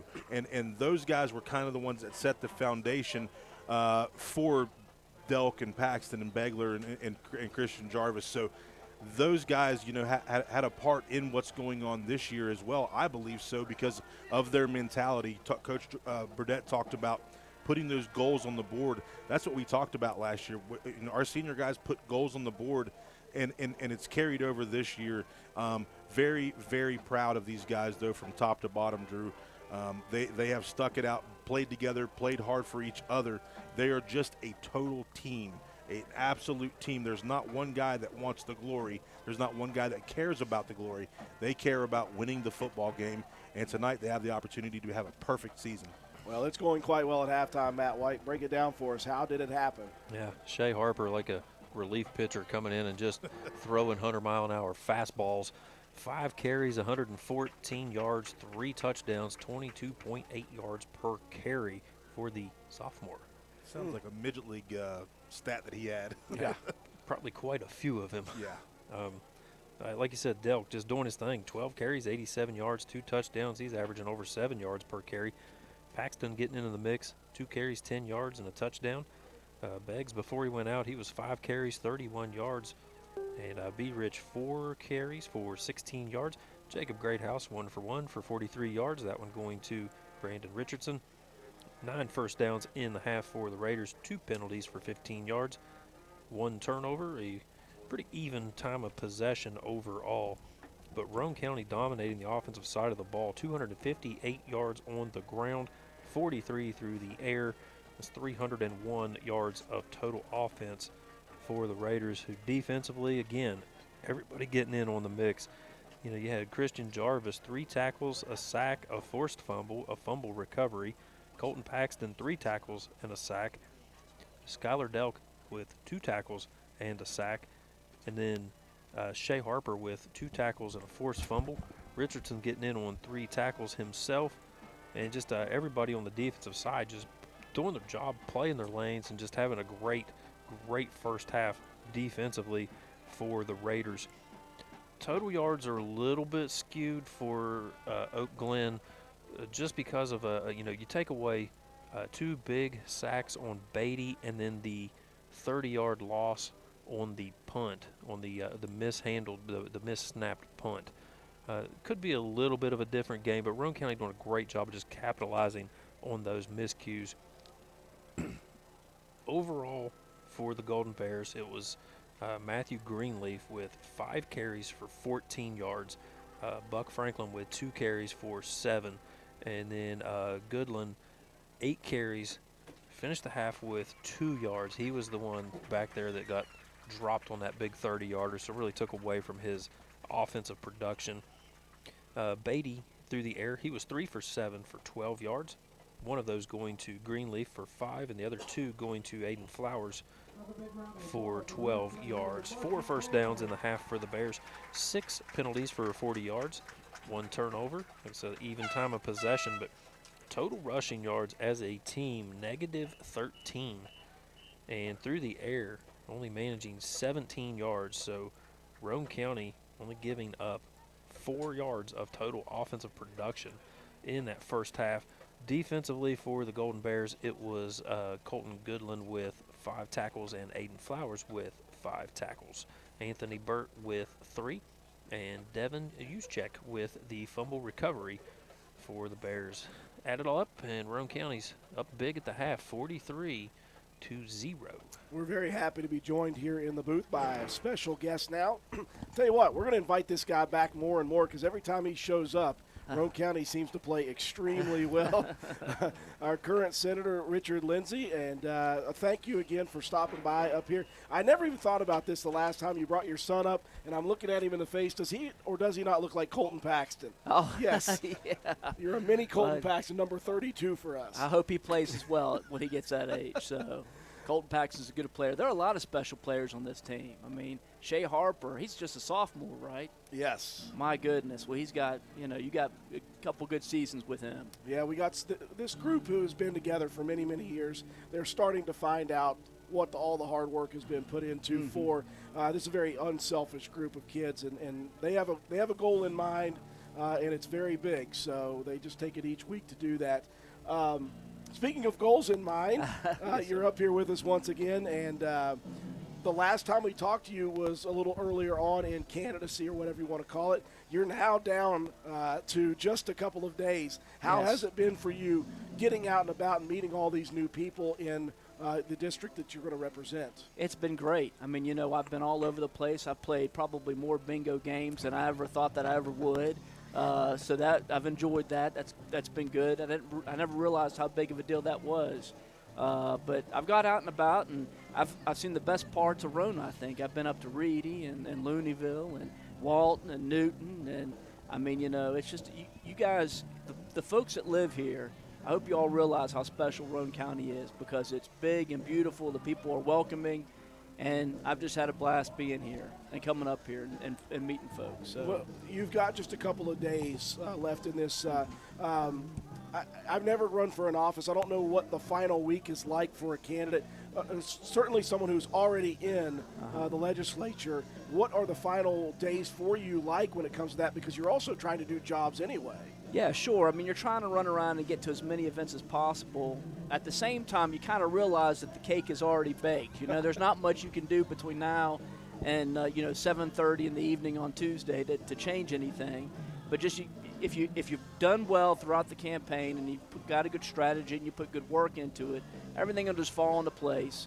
And you hopefully you don't lose your cool between now and then. So, but I feel pretty good. So we'll see what happens. Some of the hot button topics, obviously, in this election are amendments and things like that. As a state senator, you guys are working on that stuff all the time. Can you tell us anything about that stuff? Well, I mean, I can tell you that it'll be first off, if those amendments pass, we'll have a lot more work to do in the legislature. Of course, it's been so combative over the amendments that I hope we can still get something done. I think there probably are some hurt feelings, not at least within the leadership, depending upon what passes. But, we'll see. Like I said, I've always been focused on cutting taxes, raising wages, pursuing some type of paid family leave policy to secure our families. I think if you focus on the middle class and give everyone an opportunity to succeed, I think that puts West Virginia in a better place and provides and creates an economy that works for everyone. So, hopefully I'll get an opportunity, should I be reelected, to continue down that path. Obviously, the hot button topics are what they are, but again, daily operations are those things that you just have to keep working with, including all those little things that, as a state senator, I don't know, you have to have a short memory. You have to be humble about things, and you also have to be able to fight for your district for things. How do you manage that? Well, I mean, the first thing you do is you just stay engaged with your district. Not everyone does that, and I think that's how you figure out where the folks in your district are. And once you get a good idea of where they are, you just go down to the Capitol and you do the best you can for them. And sometimes that takes legislation. Sometimes that takes a conversation. Sometimes that takes a little pushing on folks. And I've been pretty good so far in the 4 years that I've been in the legislature to be able to get things done, like work on roads for people, get folks, what they need when it comes to vaccination. During COVID, when worker benefits were needed or unemployment benefits, I was the go-to for the folks in my district in order to get that for them. So, it's a daily thing. But just like anything, as long as you pay attention to it and you engage and you give folks attention and you hear them out daily, then you should be okay with it. So we're speaking with our Senator Richard Lindsay, and again, you are the incumbent here, and you talk about those things, and you had to go through COVID as a senator, and that's got to be something obviously nobody's ever been through. So as a legislature, there are good things about financial money coming in, as the federal government helped out with that, but to be able to help everybody you want to help is difficult. So you have to navigate those waters, and it's untested waters. Nobody's ever been through that before. Yeah, no, I know, but I think as a state we've done a pretty good job of getting folks through it, and it starts with leadership in both the governor's office and the legislature, and again, it's not just the legislation that you can pass to help folks. It's being able to get those folks who are in need in touch with someone who can change their lives and make a difference, or just get them to the next day. And I think that as a legislator, that's one of the most important jobs you can have. And I think I've been pretty successful in being able to be that conduit. When when Joe Smith unfortunately picks up the phone, he may not get the right person, but when I pick up the phone, I get the right person to get Joe Smith in connection with them. So, but in any case, I appreciate the time to be able to speak with you all at halftime, because I just wanted the opportunity just to thank the people of Roane County for welcoming me in their homes, in their towns, in the press box here. So I've had a great time. I and my family have been welcomed, and I really appreciate that. So where are you going to be Tuesday night? I'll be at home. I'll be at home, a nervous wreck, and my boys will be laughing at me, I'm sure. And hopefully I won't be crying. Hopefully I'll be celebrating. So we'll see. Well, we wish you the best of luck in that, and thank you for coming up here and talking with us and being a face in our county at least. I know people know who you are for sure. If they didn't before, they do now. Yes, sir. That is Senator Richard Lindsay. And folks, we'll take another break, and when we come back, we'll check some scores around the state of interest in all three classes. DW Excavating LLC, located in Spencer, West Virginia, is a locally owned and operated business proudly serving Roane and the surrounding counties. DW Excavating has all the equipment to meet your dirt work needs, including dozers, skid steers, excavators, and a dump truck. We specialize in driveway and road construction, culvert repair and installation, property clearing, utility line installation and repair, and much, much more. Call us at 304-532-2968 or find us on Facebook at DW Excavating LLC.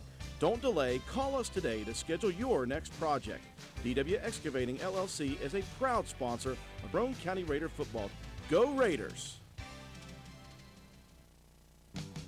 Need homeowner coverage, replacement cost on your home, or your contents? Homeowner policies are written at many different levels of coverage. Let us help you. Diane Williams Insurance at 217 Church Street has been providing folks with their needs for over 60 years. Give us a call or stop by Church Street next to the courthouse. Diane Williams Insurance. Call 304-927-5656.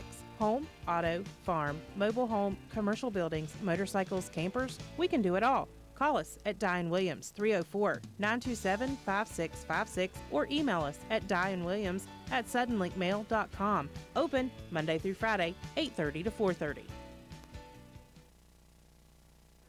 We welcome you back to County Stadium. Teams filtering onto the field. 3 minutes on the clock for warm-ups. 43-0 Roane County. While we've got time, let's take a look at some scores around the state in all three classes. We've got some big ones, Matt. Yeah, there's some with very important implications for Roane County and the standings going into the playoffs. Nothing too crazy, pretty much everything we kind of expected. Winfield up 21-0 on Point Pleasant. That will mean that Winfield wins that game. They will jump Roane County to the number 2 spot, according to the prognosticator on West Virginia Tailgate Central. Number 4, Scott up big on Nitro at the half. Frankfurt up big on Kaiser. North Marion up big on Liberty Harrison. Nothing crazy going on. The Fairmont Senior and East Fairmont game, that was a little bit close at the half. It was 14-7, but Fairmont Senior has jumped out to a 30-7 lead.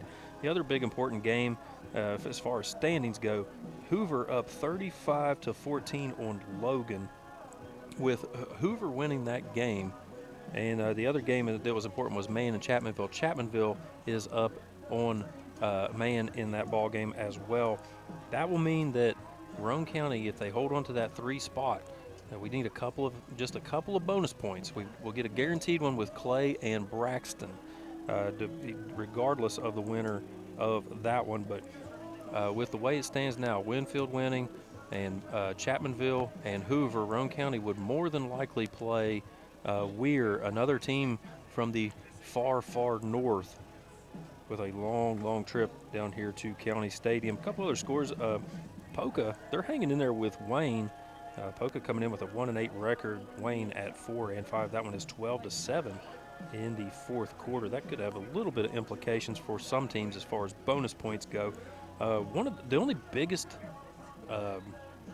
upset alert in single A would be number 3 Tucker County. They are down 38-14 to number 14 South Harrison, who is jockeying to hold on to that spot and progress there in single A. Wahama, they are up big on Buffalo, and like I said, Chapmanville, they're up 21-0 on Man. Doddridge County with a big lead on Tigard's Valley. So if we can hang on to a couple of those bonus points, really put Roane County in position, hold on to that 3 spot, and more than likely be playing Weir in the weeks to come. Work County with a big win, 48-0 on Sherman. We don't have a score on the Calhoun and Ritchie. There was a couple close ones in AAA. Parkersburg South and Princeton, number 1, number 8 matchup. That one's tied 21 all at the half. Number 3 Huntington up on number 2 Hurricane, 14-7, and Bridgeport, they're up 56-14 on number 8 Lincoln of AA. And a couple close ones there, Morgantown and Lindsley. Morgantown holding a 3-point lead in the 4th quarter of that one. Not a whole lot else as far as points are concerned. The early score in the Greenbrier East and Lincoln County game was Greenbrier East with a 13-0 lead, but no updates on that one. That could be a potential sleeper bonus point that Roane County was maybe not expecting, but as it stands, we got the update right now from the Braxton Live feed, 25-15, Clay County up on the Eagles. But the most important score, as always, Drew, 43-0, Roane County really asserting their dominance here in this ball game against Dub Bears. Obviously, speaking of that Clay County game, we want to send out our thoughts and prayers to the family of and to Jacob Morton himself. We have watched that kid for many, many years, John. Just a great motor, a good athlete, a good kid. And obviously, he is the latest update we got, though, was he was alert and awake. And so that's just a miracle in itself, a big, very bad car wreck for him. So we want everyone to send out their thoughts and prayers as well to Jacob Morton and his family. Yeah, great kid, great athlete, Drew, and you'll love competing against kids like that. You know, he's been a thorn in our side, but, man, you just love to see him compete, and we're hoping and praying that he has a nice recovery. Beginning of the second half, the kick from right to left off of Coleman Cottrell's foot, taken by Burt once again. He has been good returning the football. Took this one at the 20, gets it back out to the 32. I want to send out shout-outs to people here on our Facebook, or our YouTube Live channel. Mark Boggs, appreciate y'all tuning in. They're having a side conversation. He and Tony Ball, who was a great track athlete, cross-country athlete as well. Glad they're both watching and listening. Also, Emma Stans, Rick Nichols, Beth B. says, watching from Clarksville, Tennessee, outside of Nashville. Go Raiders. Colton Albright, you'll never see this, but Aunt Zill hasn't missed a game this season. How about that for the senior? That's great. 1st and 10 for the Oak Glen Golden Bears, moving left to right here in quarter number 3. Roane County leading 43-0. Quarterback keeper. And Goodland. Following a lead blocker as Goodland. So glad that Matt and John can see. Well, we were talking about it earlier. Beatty has the powder blue socks around his ankles there, so something to keep an eye on, Drew. I never even paid attention to that. Attention to detail, sir. Golden Bears holding it close to the belt here now. Couple of tight ends. Quick hitter up the middle, that's Goodland. Spins off the first tackle and picks up the first down. Boy, that kid runs with a purpose. Yeah. B. Rich able to get in there and make a hit, but was able to spin off that and pick up the first down. Boy, Tyler Lee using gents, meaning gentlemen, a little loosely with us. He knows better. That'll move the chains. Just the 5th first down of the game for Oak Glen. That's probably why he abbreviated it. 1st and 10 at the 43 of the Golden Bears. Back split in the backfield. Motion man. That's Flowers. They'll hand it off to him. Hold. Bouncing to the outside, cutting it back. Brandon Richardson lays the wood. Doesn't get him tackled, but that leaves time for the other charcoal jerseys to attack. Yeah, once again, Matthew Schaefer is getting held consistently here this evening. You can see him on the end spot here. Look at this. Just can't get away. B. Rich with a hit, and then Ori May makes the nice wrap-up tackle. What else you got to do to get the call here? Loss of 2 on the play, 2nd and 12 from the 41 of Oak Glen.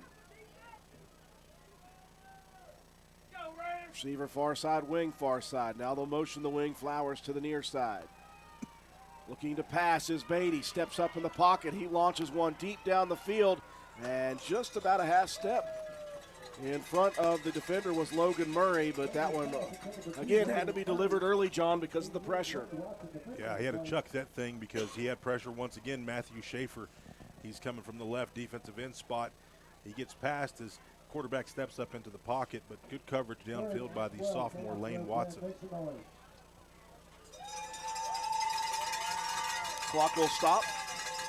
3rd and 12 at the 41, opening possession of half number 2, all Roane County 43-0. Trip receivers near side, twins to the far side. Empty backfield set for Landon Beatty. The snap is back. Beatty, he's got to chuck it deep quickly, and that's picked off. Stepping in front of the target is Shea Harper, his 6th interception of the season. Yeah, Shea Harper here reads this, Drew. He's going to be in the slot, covering the slot. He's going to backpedal into his zone, step across, and make his 6th interception of the season, Drew. He's going to be in the talks for a all-state defensive back. Boy, and if he isn't, he should be. We know how that goes sometimes. If you come out of nowhere, nobody really knows your name and they don't think about it. But, yes, I would absolutely agree with that, just as I would of Sean Conrad last year. Yeah. Raiders take over possession right at midfield. Shotgun, Greathouse. He'll hand it off. Delk, and Delk is lit up and falls backwards. That is rare. Yeah, you do not see that unless Delk was trying to maybe do a little jump cut. That's kind of what it looked like to me. Jumped forward and then was just kind of pushed to the ground. He will still pick up positive yardage, give him 3 on the carry into the territory. Actually, just 2 on that play, my bad. 2nd down, and we'll call it a short 8. Clock rolling, 9:25, 3rd quarter. Richardson in motion, the give to Be Rich. Breaks one tackle. Down towards the 40, he's got the 1st down, and the Raiders will move the chains. And once again, you see the lead blocking out front of Lane Watson. Yeah, you see here, just out of the I formation, Drew, that's a little different wrinkle here, but same play. You can do a whole lot of different things with a whole lot of different formations. As Richardson goes out of bounds, clock will stop at 9:15. 43-0, Roane County looking for more on this first possession off of the interception by Shea Harper. I formation, quick hitter, that's Delk, there he goes. Delk is headed towards the house, and he is in. It seems like we've seen that at least once per game for the last 4. A 40, 50, or whatever it may be, gut punch right up the middle for Delk. Yeah, he just continues to have a stellar senior season. Look at this O-line. Get to the next level, Drew. And once they do, they get on a backer, and it's a foot race for Delk to the end zone, and he's going to win that thing many times. The Raiders tack one on quickly off the interception, 49-0, and Bowen once again will attempt the extra points. Had one in the first half. Also a senior, first-year player. This one high into the sky, and it does not sneak in. Boy, I thought it was in, but a little bit shy to the right. Nevertheless, Roane County, another one, 49-0. This is Gabby Bowen, Chronic Care Manager at Roane County Family Healthcare. Have you ever been told by a doctor, nurse, or other healthcare professional that you have high blood pressure, also known as hypertension? Uncontrolled high blood pressure raises the risk for heart disease and stroke, which are leading causes of death in the United States. Fortunately, high blood pressure is treatable and preventable. Here at Roane County Family Healthcare, we have developed a program for our patients that incorporates one-on-one consultations, individualized care plans, education, monthly calls, and more. By participating in our services, you also receive your own free blood pressure monitor. Yes, a free monitor, so that you can closely monitor your progress. So are you ready to take the step towards healthier goals? Give me a call at 304-927-8139. My office hours are Monday through Friday, 8 a.m. to 4:30 p.m. Let me help you manage your hypertension. Roane County Family Healthcare, healthcare for the entire family. Well, it took very little time off of another turnover, Matt White, for Roane County to place another score on the board. Yeah, 3 plays, 50 yards, 52 seconds off the clock. Delk, 38-yard touchdown run. His third score of the game. That one puts him over the century mark at 127. Extra point kick was just a tad bit wide. Roane County, though, rolling 49-0. Cottrell approaches, high, end-over-end kick. Again, it will be Burt from the 18. Or sorry, that time for the 13. Burt, he's got open lanes. Burt to the near side. Burt breaks the tackle down to the 50. Inside of Raider territory at the 45-yard line and shoved out of bounds by the kicker, Cottrell. Yeah, he's pretty dangerous, Drew, when he gets the ball in his hands. Coverage team there not on point like they usually are. He was able to get out and get across the midfield there. So into Roane County territory goes Oak Glen for their second possession of the second half. 8:59 mark of the third quarter. All Roane County 49-0. And 10-0 is just a half away. Two receivers split to the far, one to the near side, a wing to the far side. Beatty out of the shotgun. The running back to his left, motion man to the far side. And flags come flying in. I think maybe a delay of game. Usually when it's thrown by that back judge, that's what it is. And it will be a delay of game. Move it back. Let the defense pin their ears back a little bit more here, Drew.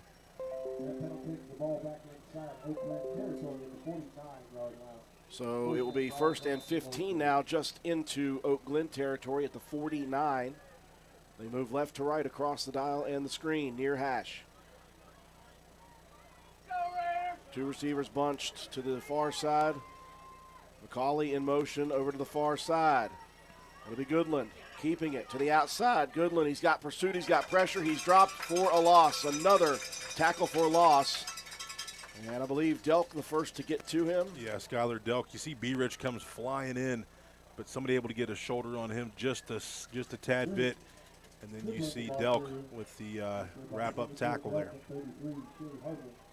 So now you're starting to see what Roane County does as they're starting to filter in their JV unit. Leland Schaefer checking in to replace Colton Paxton.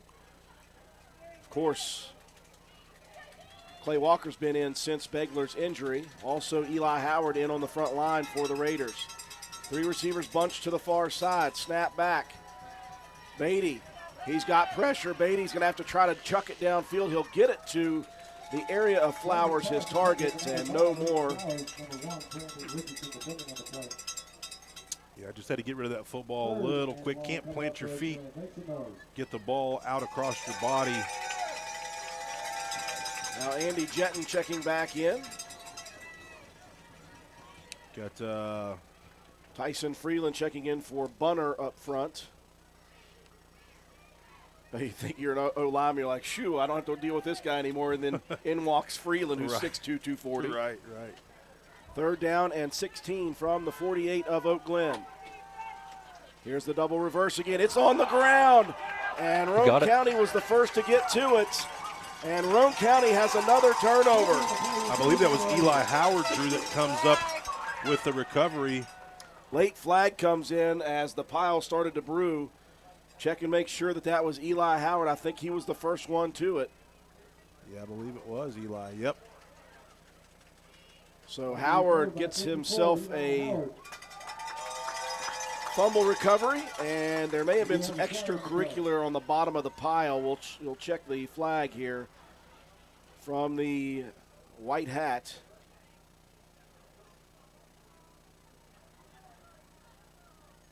That ball. Foul. Now the personal foul. From the end of the run. We're having some drive-through window problems here. I was going to say McDonald's drive-through. Yeah. Like a big. Nevertheless, Roane County whistled for a personal foul at the end of that play, but the fumble recovery stands. Roane County with possession. 8:06 remaining in the third quarter. 49-0. The Raiders scored quickly off the first turnover of the third. See the JV unit getting there together with Coach Ricky Cottrell. Twin receivers near side, one to the far side. Here's the handoff. That's Harper. One of the shortest runs for him tonight of 2. He was averaging, 22 yards per touch? That was his first carry that went for under 10. Man. And he got 3. Now Roane County will burn a timeout. Is this the time that the JV is shuffled in? That will be the question. Yeah, it looks to be, Drew, and that's a smart thing to do. Plenty of time here in the football game, and nice to give our leaders and our varsity guys a breather before the home playoff game that will be decided tonight. It'll be here next week. We were talking it over just a couple days ago. We were saying, if you added up the amount of quarters that the JV played versus the amount of quarters that the varsity have played this year, it's almost very similar. I mean, the JV has played so much. They've played the second half of 3 full games. They played the fourth quarter of a game. They played the second quarter through the end of the game against Braxton County. Yeah, they've played quite a bit. A lot against Lewis there, and just a bunch of opportunities for these youngsters to play on Friday nights. That's going to pay dividends down the road, Drew, about developing kids, man. Develop them, and they're getting a chance tonight here to do it again. So the JV will take over at the 7:57 mark, 2nd and 7 from the 44 of Roane County. And you look out there, Oak Glen, all starters right now. And so let's see how the JV does against the starting unit. They're going to start with a fully loaded backfield. Handoff. And a quick hitter for a couple of yards for Brabham. Here at Brabham. Number 5, Aiden Flowers. That guy's got to be a wrestler, man. He tackles like one, man. Give Brabham 3 on the carry. And that will bring up 3rd down and 4. The yard to reach is just past midfield at the 49 of the Golden Bears. 7:30 and rolling.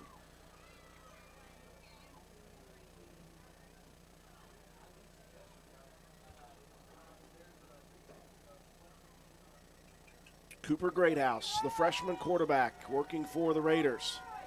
Heavy package tilted to the right. Hand off Brabham into the pile. Fighting forward for yardage. He will get just past midfield.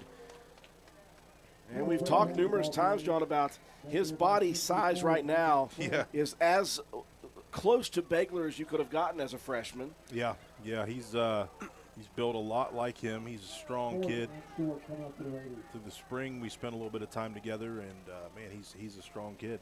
Raiders will go for it on 4th and 1 from midfield. Heavy package leaning left. And the old Cleveland. It's tried and true, John Penna. Used it a lot, and it has been very effective, not only this season, but in years past. I consider it kind of like the delay pass. Everybody knew it was coming every year on a 2-point conversion, and it could still not be stopped. Yeah. The old delay pass. Coach Fred Taylor told that story about knowing the play was coming, and preparing for that play the entire week, and in game time situation just didn't work out. Continue to be effective. Speaking of Jim Hamrick, the head coach, I once asked him if he had invented that, and he said no. He said he got it from some other coach back in like the mid to late 60s. That's crazy. 1st and 10 for the JV unit, past the 45 to the 44.5 of Oak Glen. Handoff Brabham again into the pile. He'll pick up about a half yard. 6 minutes in rolling in the 3rd quarter. And we have seen this scenario numerous times. The JV unit in for the majority of the second half. Good to get them some time. Now you're watching, John, on defense. You're seeing Oak Glen start to rotate some of those up front guys. They're getting some of their younger guys in. Goodland going to check out as well. They've got a lot of young guys on this team, Drew. You look down through their roster, a lot of sophomores, a ton of freshmen. Yeah. So, them getting some opportunities here this evening. We're going to see these guys again next year. This is Brabham again. He'll pick up a yard or two, maybe a yard. It'll be 3rd and long for the JV unit. We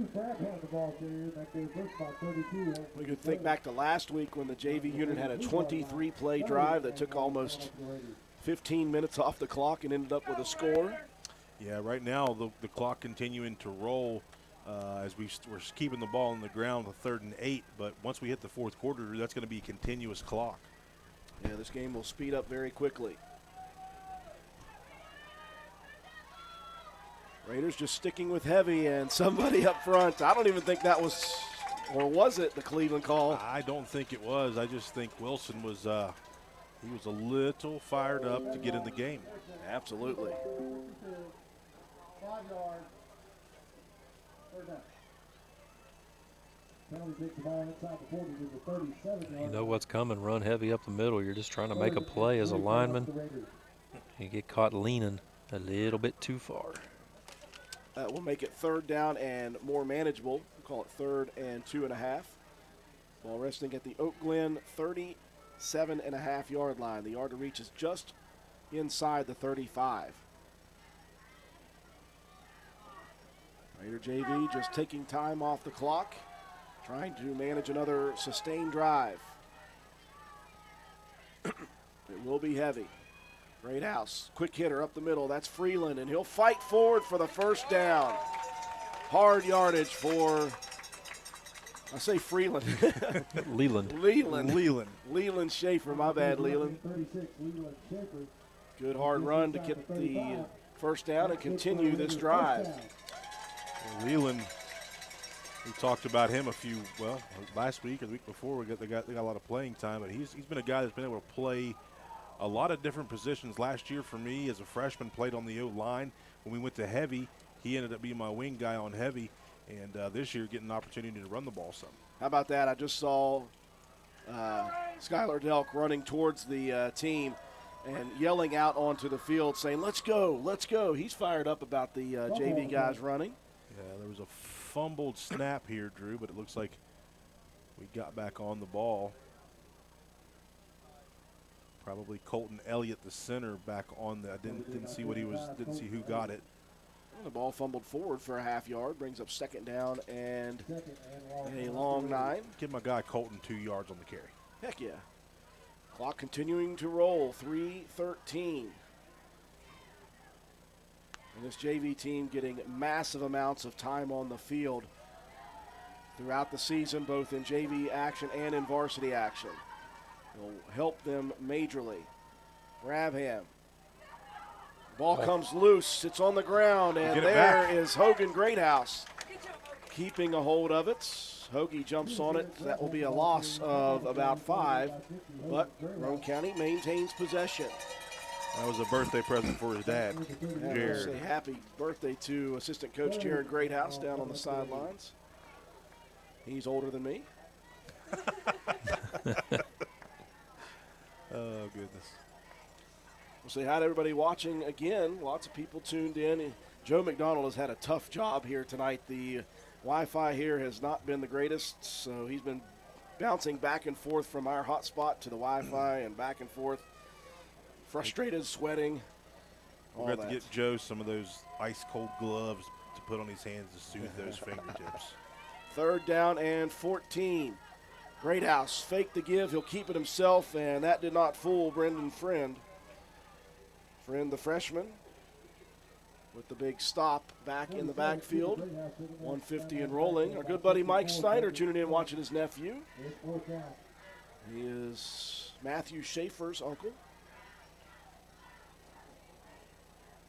Some people watching from Florida. Somebody from Alaska. Survive and thrive. I like it. Conway, South Carolina, Terry Ryan. Always appreciate knowing where people are tuning in from. 4th down and 19. Here's the pitch to the outside to Brabham.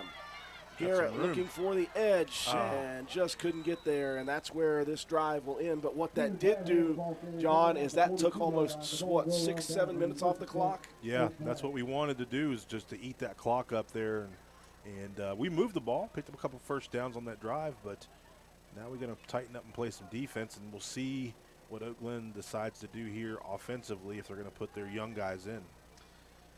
We will watch to see who all comes in. I see Beatty getting ready to enter the huddle.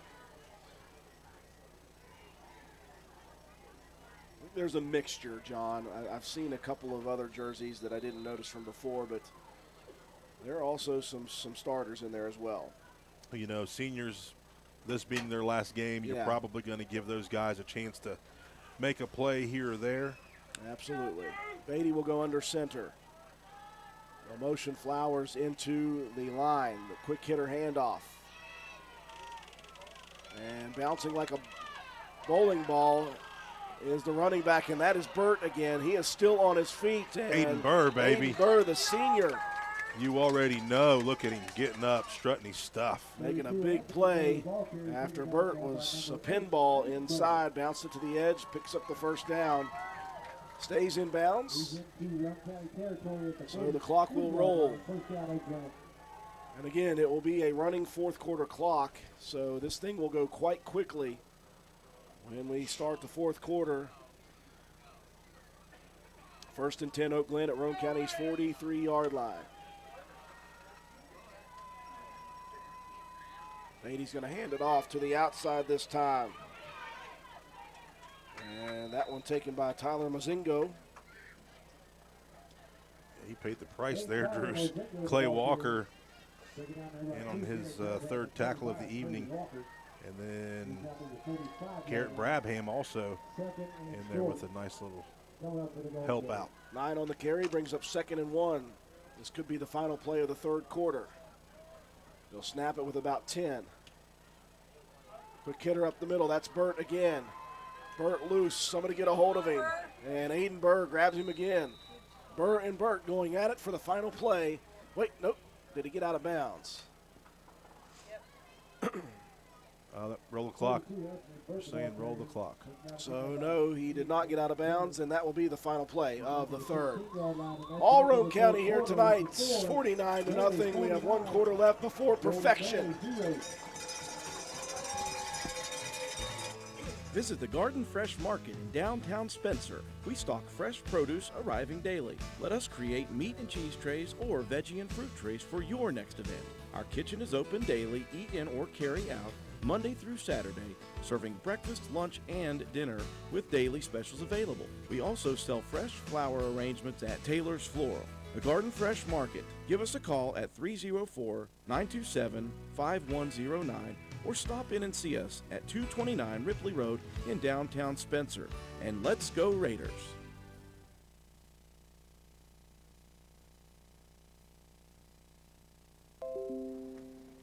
We welcome you back to County Stadium. Excuse me, folks. Starting to lose my voice finally. I've been losing it all day, bro.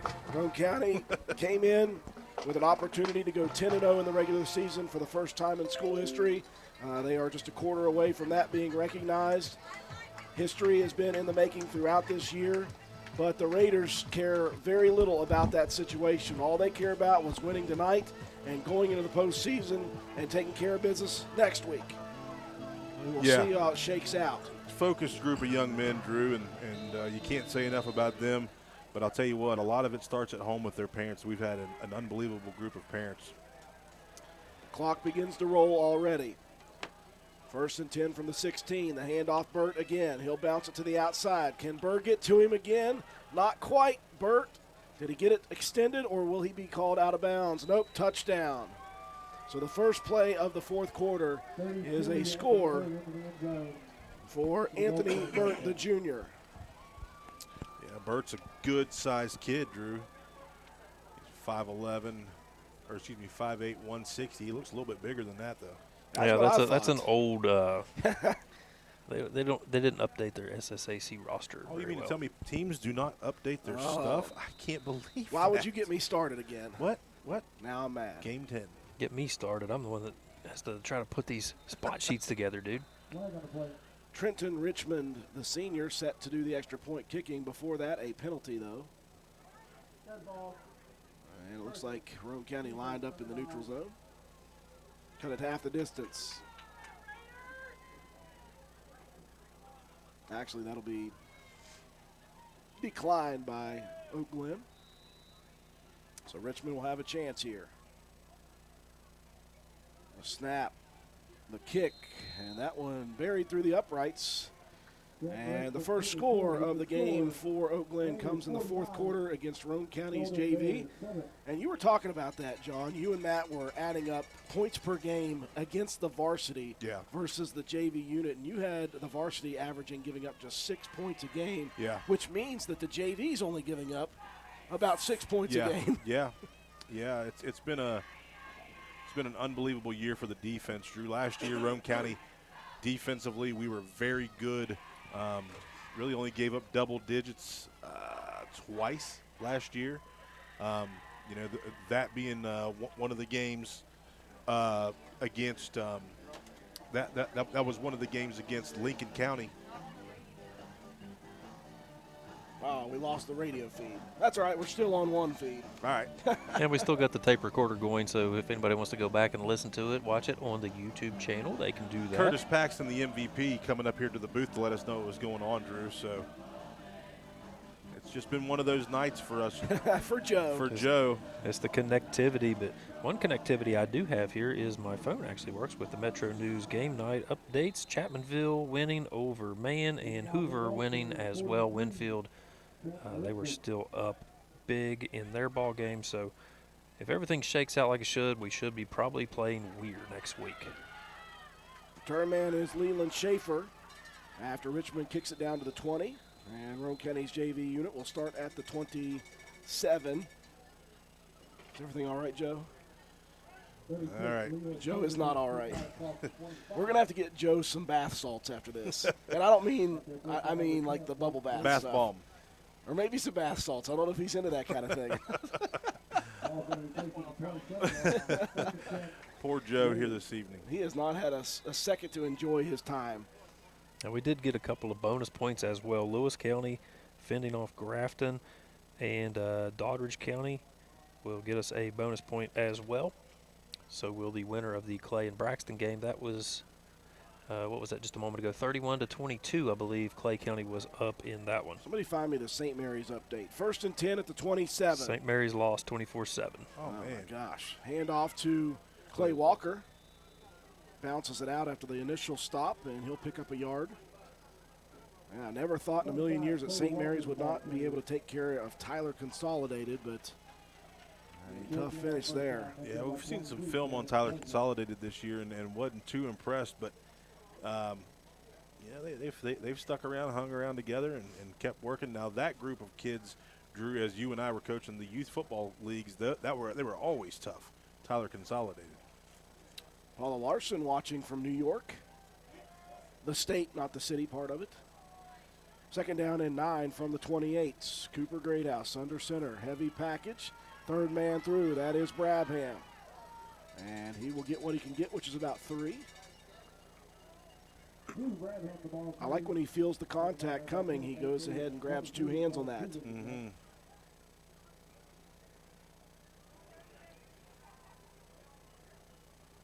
Third and 6 coming up to the Raiders. Again, running clock here in the 4th quarter. We're already at about 9 minutes. 9:40. Fairmont Senior pulled away from East Fairmont 46-7 final. Ooh. 3rd down and 5 for the JV unit at the 32. Quick hitter off tackle. That is Leland Schaefer, and look at him bounce off of some tackles, and he'll pick up 7 and a 1st down. Just keep on churning those legs. Leland Schaefer, man, he's been impressive this year, Drew. He's dedicated himself once again to being in the weight room. He's really worked on himself. A nice pick up there to pick up a 1st down. And the clock will roll. The drive will continue. Poca picked themselves up a nice win, 18-13 over Wayne. Finish out the season. I'm sure not many people had that one as a victory for Poca. 1st down Raiders at their 40-yard line. 1st and 10, Roane County at the 40. Greathouse hands it off. That's Brabham again. Wrapped up after a yard. The ball carrier wrapped up there by number 54, Cameron Hibbert. He's across the 41-yard line. Second and long going up to the Raiders. South Harrison pulling off the upset 44-22 over Tucker County. It was a 3-14 matchup. Yeah, I was thinking about that game right there. You know, remember a few years ago when Mingo Central set a bunch of their starters to kind of get themselves set up on one side of the playoff bracket? You think that may have been a? I don't know, but could have been a ploy there in Tucker County. It could be. Conspiracy theories alive. Here's Greathouse with a QB keeper. Fights out for about 5 yards. Give him 4 exactly. And it'll bring up third down and short. Just saying. Yeah, that was one of those things. Everybody in the state knew it. Yeah. And nobody liked it except for Mingo Central. Right. They were the only ones. Yeah, they still didn't win the championship that year, so it's okay. Yeah, that's right. Karma. It's one way to make enemies around the state quickly. So I think we're back on fully everywhere, Joe? We're back? Okay, we're up and rolling. Thanks to Curtis Paxton. Come up here. Yeah, we would have been just running our yaps. Third down and 5. Continuous clock here, 7:20. And another carry for a first down for Leland Schaefer. And that's hard yardage. And if Roane County picks up a couple more first downs, they will run the clock out at this point. See, Mark Boggs keeping me on track. He said, hey, I need the time more frequently. There you go. I'm off my game tonight, Mark. Trust me. Listen, I am way off my game. We've got too comfortable with this video feed. Everybody, seeing that we're in the fourth quarter. Anybody out there listening as well. Now listen, Joe was working hard before we started to try to get a camera on our clock. Things just didn't happen to work out for us, but that's something that we're hoping to do in the future. Fresh set of downs for the Raiders. We're down to 6 minutes left in the game. Greathouse turns, hands off. Brabham picks up 3. And the positive yardage on first down extends to the JV. Yeah. Just another nice run by Brabham. Brabham's had himself a great season, Drew. At the varsity level, and not playing behind that varsity line, playing behind the JV line. So you got to tip your cap to those guys that have been playing up front for those for the JV. As a varsity player, 32 carries, 140 coming in, 4.4 yards is an average for him. Pretty sure everybody on the team will letter this year. Yeah. Second down and 6. Handoff, Schaefer. Look at him spin off of tackles. He'll pick up 5 more. Just a fun kid to watch, and he has played multiple positions in his career. It's going to be a 3rd and 2. Closing in on 5 minutes left in this one.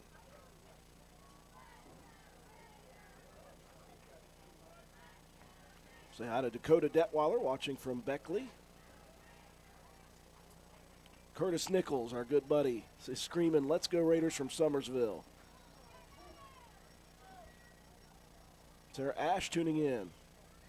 Jayla Armstead, the whole family's watching. Nice. Jamie Justice as well. How about Jamie tuning in? And there's Brabham getting upended on a nice tackle by Will Weekly, but I think that's close to a first down. They're going to call him short. Just by a shoelace. Will Weekly. 4:45 and rolling. Will Weekly. As the Raiders inch closer and closer to 10-0 and perfection for the first time in school history. Last night was an awesome thing, Drew. Was a lot of folks from the community came out for the bonfire that we had. And, man, it was just a great showing of support and a nice crowd here tonight, Drew, for us hoping to go 10-0. Handoff up the middle. That's Walker. I'm not sure if he got back to the line of scrimmage, and that will be a turnover on downs. But that was not. That was Ava. That was Ava. Was that Ava Bratton? All right. I didn't see the locks of hair flowing behind like we see with Fabio usually. So Bratton with the official carry here at the varsity level. So what we're looking forward to is next week, obviously, Roane County will be in the playoffs. They'll be hosting the playoff game here. It will either be Friday night or Saturday. We think that since it's going to be a long trip for Weir and it's a visiting team that gets to choose, that they may choose a Saturday game. We're not sure. All we know is that we want businesses across the county to light up their storefronts with maroon and silver. We want this place to be just like it was or even better than what it was in 1990 and 91. I remember blue and gold all over the place. And we're hoping that we can get a little bit of that excitement built. I think last night was a big start to that. Yeah. We're inviting all business owners to decorate your storefronts. Let's get excited about this Roane County team. Some of the JV unit's offensive guys now on the field. That last drive, Matt, how long did the JV take off the clock there? About 7 minutes and 44 seconds. A lot more people tuning in. Chelsea Critchfield and Conaway. Yes, we took our starters after the first offensive play in the second half. William. 58, big boy getting the chance. All right. That is Kyler George, the senior, getting a carry to finish off his career. Vanessa Collins, congratulations, Raiders. Worked hard. And we agree. 10-0 is just 2 minutes and 20 seconds away.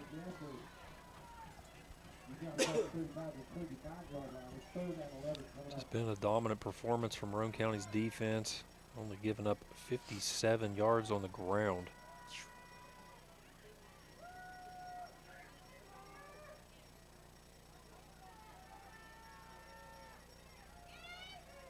And off to another big. Spun down after a gain of about 4. Ava Bratton with the tackle. Ava Bratton. Ava, what a great story she is. She is involved in everything. You see her out at halftime. She's in the band.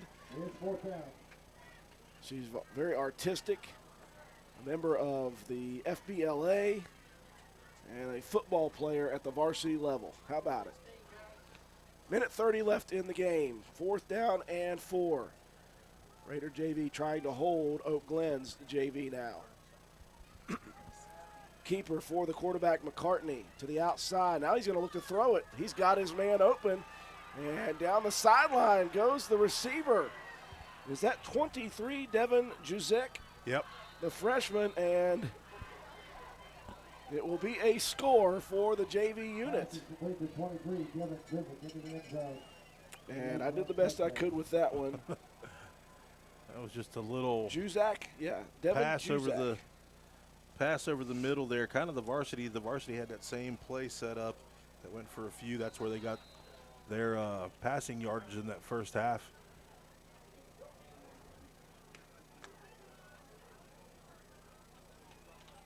Juzak also a freshman.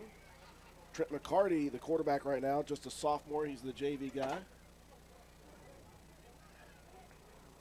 Be a long bus ride home, though, for the Golden Bears. We've made that trip a few times in my lifetime, and that's a long way to go. Extra point attempt is up, and it is good from Richmond. Break to take. We'll be back to finish this thing off in style. Demand a machine that's built to mow the distance. Mow like you mean business with the Gravely ZT HD. The aggressive stance adds stability and a smoother ride. The plush, high-back seat ensures all-day riding comfort. And the Hydro Gear transmission delivers increased torque and control. Bring it home and cut like a pro. Find a Gravely ZT HD to help you get the job done right. Gravely, built to mow the distance. Your local Gravely dealer is Richard's Lawn and Garden, located at 130 Main Street, Spencer, West Virginia. Phone number 304-927-4580. Be sure to visit our showroom across the street right beside the T-Mobile building. Well, folks, when we began this season, we looked at the schedule and we looked at what Roane County brought to the table. We thought there could be a couple of hiccups, a couple of stumbling blocks, or some hurdles at least for the Raiders to get through.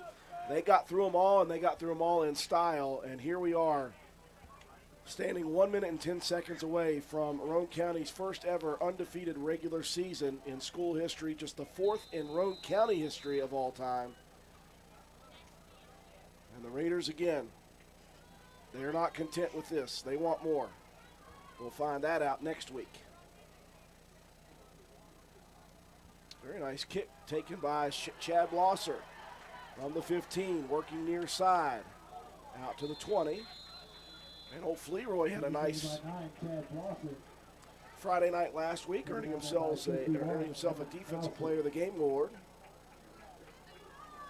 Yeah. You look back to Chad Blosser, Drew, number 10, little guy on the flag football team that we just called him the Flea. Then he became the Mighty Flea when he made his first tackle when he tripped and fell and a guy fell over top of him. You know, so many stories about these kids, man, throughout the years. Just I can't tell you how good it feels to watch these guys grow up and become the men that they are and accomplish what they're accomplishing this season. Just a tremendous accomplishment for everybody on this team. The JV need run only one play before it is official. And it will be Cooper Greathouse. Greathouse will kneel on the football. Roane County, it started on the 26th of August. St. Mary's goes down 30-20. Lincoln County goes down 36-0. Clay County falls 36-20.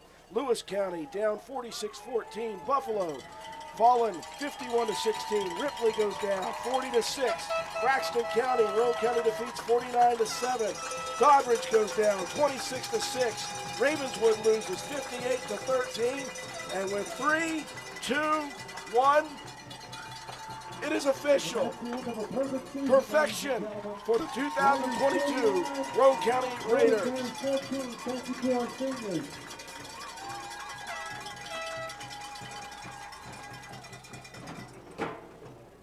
What a regular season for the Roane County Raiders as they defeat Glen by a final score of 49-14. Break for our sponsors. When we come back, we'll recap the ball game, give you some statistics, and your Willard C. Starcher Auto Parts players of the game after this. Did you know Hardman's is now stocking Trex decking? That's right. You don't have to worry with staining your deck anymore with Trex decking. We have 3 colors in stock to choose from, so you can buy it today and install it tomorrow. Ask about special financing options and enjoy your new deck all summer long. Looking to beat the heat and upgrade the inside of your home this summer? Call Rachel and Ripley or Tracy and Spencer about new carpet, hardwood, tile, or luxury vinyl flooring. Many of these options are in stock and ready for you to take home today. Maybe you want to give your walls their best look? Come in and pick out your new favorite color or have us color match to the one you just can't live without. Our Best Look Paint and Primer in One is your only choice for superior quality at an affordable price. Hardman's, our family serving yours since 1907.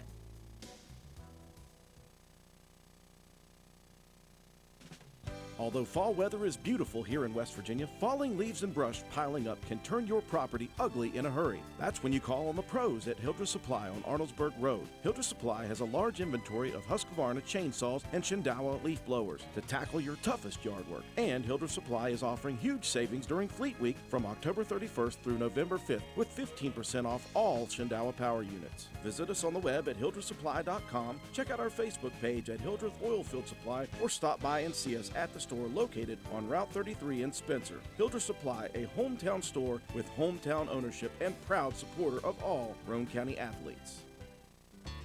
Shall we take an inventory of what's happening or just move on? This is Lisa Simmons from Honest Fred's Flooring, and we decided early on that the more you look backwards, the harder it is to move forward. So as for Advice 101, Honest Fred style, put one foot in front of the other, and if it's not on Honest Fred's Flooring, why bother? Stop in and see us at 373 East Main Street in Spencer, or check us out on the web. HonestFreds.com. Looking for an affordable new Ford? Look no further than Jack Garrett Ford, where affordable Fords are a foregone conclusion. Check out the new EcoSport 4-wheel drive Titaniums, Explorer XLT 4-wheel drive, Ranger Lariat Super Crew FX4, all at affordable prices while they last at Jack Garrett Ford. And of course, quality affordable late model used vehicles. Hurry, Jack Garrett Ford, Ripley Road, Spencer. Well, folks, it was a beautiful night in Roane County at County Stadium. A nice night for a 10-0 night. What do you say about that? Roane County came in tonight a heavy favorite over the Glen Golden Bears, but again, you have to take care of business on the field to make those things happen. The Raiders have done it 9 times previous and have rarely been challenged, and tonight it was much of the same. The Raiders, after a hiccup with a fumble, after a long drive on their first possession, they got to work defensively. They never let off the gas defensively. Offensively, they got back on track, started scoring early and often and quickly. And so we got to see the JV unit again for the vast majority of the second half as Roane County wins at 49-14, and they have completed the first ever perfect regular season in Roane County high school history and just the 4th ever in Roane County history going back to the days of Spencer and Walton High School. Just a fun night, John, and Roane County doing what they do, saying, I don't care who we're playing, we're going to be focused, we're going to be fired up, and we're going to do what we have to do to get this game put down quickly. Yeah, you know, just the mentality of this team, Drew. You can't say enough about them. You know, they're a hungry group of young men with lofty goals, and they've just picked those things apart this entire season. And it started back in January with those guys in the weight room lifting, conditioning, doing all those kind of things. You know, a lot of these guys played on that team last year that was very successful. That was just a couple plays away from getting into the 3rd round of the playoffs. So just a great group of young men. You know, I can't say enough about them. I mean, I'm still like a broken record, but man, when you watch these guys start and finish like this, it's a really good feeling to watch these guys grow up and become a very good football team at the high school level, and very proud of them.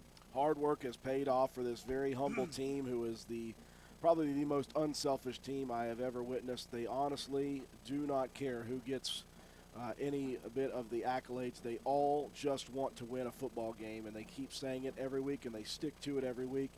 And what that has got them is a top 3 ranking in the state of West Virginia in Class AA. That has given them at least one home game for the playoffs, and it's all or nothing starting next week. It's win or the season's over no matter what. But Roane County has earned themselves at least an opportunity for a couple of home games if they make it through in the playoffs, and it's always good to be home. We have only known that, John Penna, one time, and it just so happened to be against the team who's walking off the field tonight, Glen. Yeah, it was a tough one, man. That was a tough game.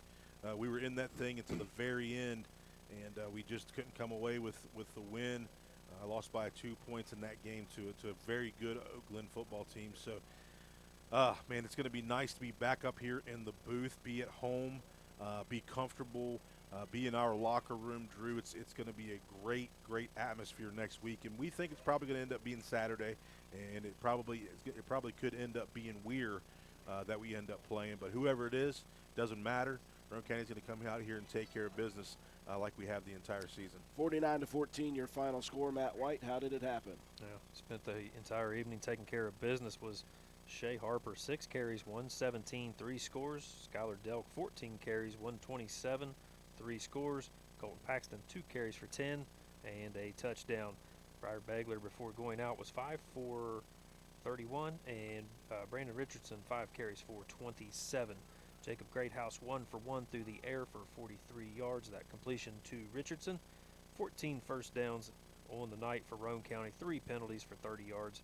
The 1 turnover on the first drive, and pretty much perfect after that. 28.5-minute time of possession. 349 yards on the ground, 43 through the air. That's 392 yards of total offense for the Raiders, who defensively, just a great effort all around. Tackles leaders, Brandon Richardson with 4, and then a whole slew of guys with 3. Ori May, Skylar Delk, Clay Walker, Colton Paxton, Christian Jarvis, all with tackles. Skylar Delk, Colton Paxton, Christian Jarvis, each with a sack. Shea Harper, interception number 6 on the season, and a forced fumble. Jarvis also had a forced fumble and a fumble recovery. Eli Howard with a fumble recovery. And then Tyson, your man Freebird, with a fumble recovery as well. Great effort for Roane County here this evening. On the other side for Oak Glen, it was Anthony Burt. He finished the way, the leading rusher for the Golden Bears, 3 carries for 50 yards and a touchdown. Matthew Greenleaf was 5 carries for 14 yards, and Colton Goodland was 11 carries for 12. Through the air, Landon Beatty was 3 of 9 for 17 yards. And then Trent McCartney, 1 for 1 for 53 yards and that late touchdown score. That completion to Devin Juszczyk, 1 catch for 53. And Aiden Flowers, 2 catches for 12, and Greenleaf 1 for 5. 7 first downs on the night for the Golden Bears, 9 penalties for 55 yards, 3 turnovers, 19 and a half minute time of possession. 62 yards on the ground, 70 yards through the air. That's 132 yards of total offense in this ball game. However, 103 of those came on 4 plays against the JV units. The Varsity gave up less than 30 yards of total offense in this ball game. The Golden Bears on defense, they were led by Aiden Flowers with 6 tackles, Anthony Burt with 5 tackles, and Colton Goodland with 5 tackles. 3 tackles apiece for Sam Wright and Xavier Howard. Add it all up, we got a 49-14 victory tonight for Roane County, and how does it feel, Andrew Miller, to say a perfect regular season at 10-0? I don't know because I've never said it before, but it's perfect. We just said it, and it feels fantastic. It feels fantastic. Obviously, we know Roane County will be here again next week, but this is senior night. So the tradition continues as the seniors will take the final walk up and down the field, grasped hand in hand with all of the coaching staff, the cheerleaders, and the other teammates who are coming back next year. Always a very cool thing, an emotional thing for seniors, although it's not I doubt they're going to be crying or anything like that here tonight. They're going to be doing this and then ready to go again. Like you guys are always teared up whenever this happens, when you take that final walk. Yeah. But this is not the final walk. This is just the senior night walk. That's is all all this is. Roane County season will continue next week, and it will continue here at County Stadium. Yeah, this is a totally different feeling than what you're used to on a senior night at your home field, So. And we'll talk about that next week game here in just a second. We'll take a break for Willett-C Starcher Auto Parts. When we return, John Pinna will dish out our Willett-C Starcher Auto Parts players of the game. We'll wrap things up here from County Stadium. It's cold outside. Better check that propane tank. Star Weld behind Spencer Middle School will fill your tank when you bring it in. Star Weld also checks your tank for safety to see if it's damaged or dangerous in any way. Don't trade for someone else's grungy tank. We fill yours. Safety, 7 days a week, and service. Shop Star Weld for propane, welding gases, and supplies. Let Star Weld fire you up. Behind Spencer Middle School, dial 927-2520 or stop today. We welcome you back to County Stadium, wrapping things up here tonight in the regular season. Roane County came in with a chance at history, and they leave with a historic victory tonight, 10-0 on the season in the regular season for Roane County as they defeat Oak Glen 49-14. John Penna, time to dish out our Willett-C Starcher Auto Parts Player of the Game Awards. Yeah, this is kind of tradition for me as well. Shea Harper with an unbelievable game tonight. You have those guys like Delk that did their thing defensively and offensively, but we're going to go with the seniors once again on senior night here, Drew. So we're going to say congratulations to John Bowen, the kicker, which he got a nice extra point in tonight. You got Aiden Burr that had a couple nice tackles here tonight. Ori May, just an unbelievable motor tonight. He was all over the backfield. Briar Begler, Drew, one of our workhorses, went down with a little bit of a dinged up knee tonight. So we'll try to get him healthy and get him ready back for next week. Skylar Delk, one of the leaders, one of the true leaders like I've never seen before in a locker room. Skylar Delk Colton Paxton, just been a great kid to be able to coach for many years and watch him play and become the man that he is. On down the list, Matthew Schaefer, the center. Congratulations to him as well. Christian Jarvis, another one of those guys that's a senior that's just been an unbelievable kid throughout. And then Colton Albright, a wonderful addition to the offensive line this season. Surprised John Pinnock got through that at all. I tell you what, I'm glad a little tougher. I'm glad that he had to do it because he would make sure to get through it at least a little better than I would. So that's good. I'm glad he did that. Our senior class, what a group they are. And they're not done yet, folks. They've got bigger goals, more lofty goals than just finishing 10-0 on the season. But that is a big, big thing. Obviously, it does not happen often at Roane County.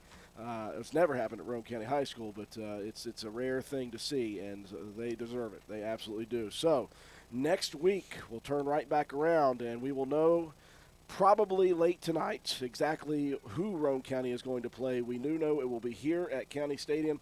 We do not know exactly the day yet. It will either be Friday evening as usual or it'll be Saturday, depending on the opponent and what day they choose. Don't forget, folks, we will have our Raider Review show on Wednesday night. We'll talk about this monumental victory at Roane County High School, and we will preview the opening round playoff game for Class AA on Friday or Saturday day, whatever it may be. That'll do it for us here tonight. Roane County finishes off the perfect regular season at 10-0, 49-14 over Oak Glen.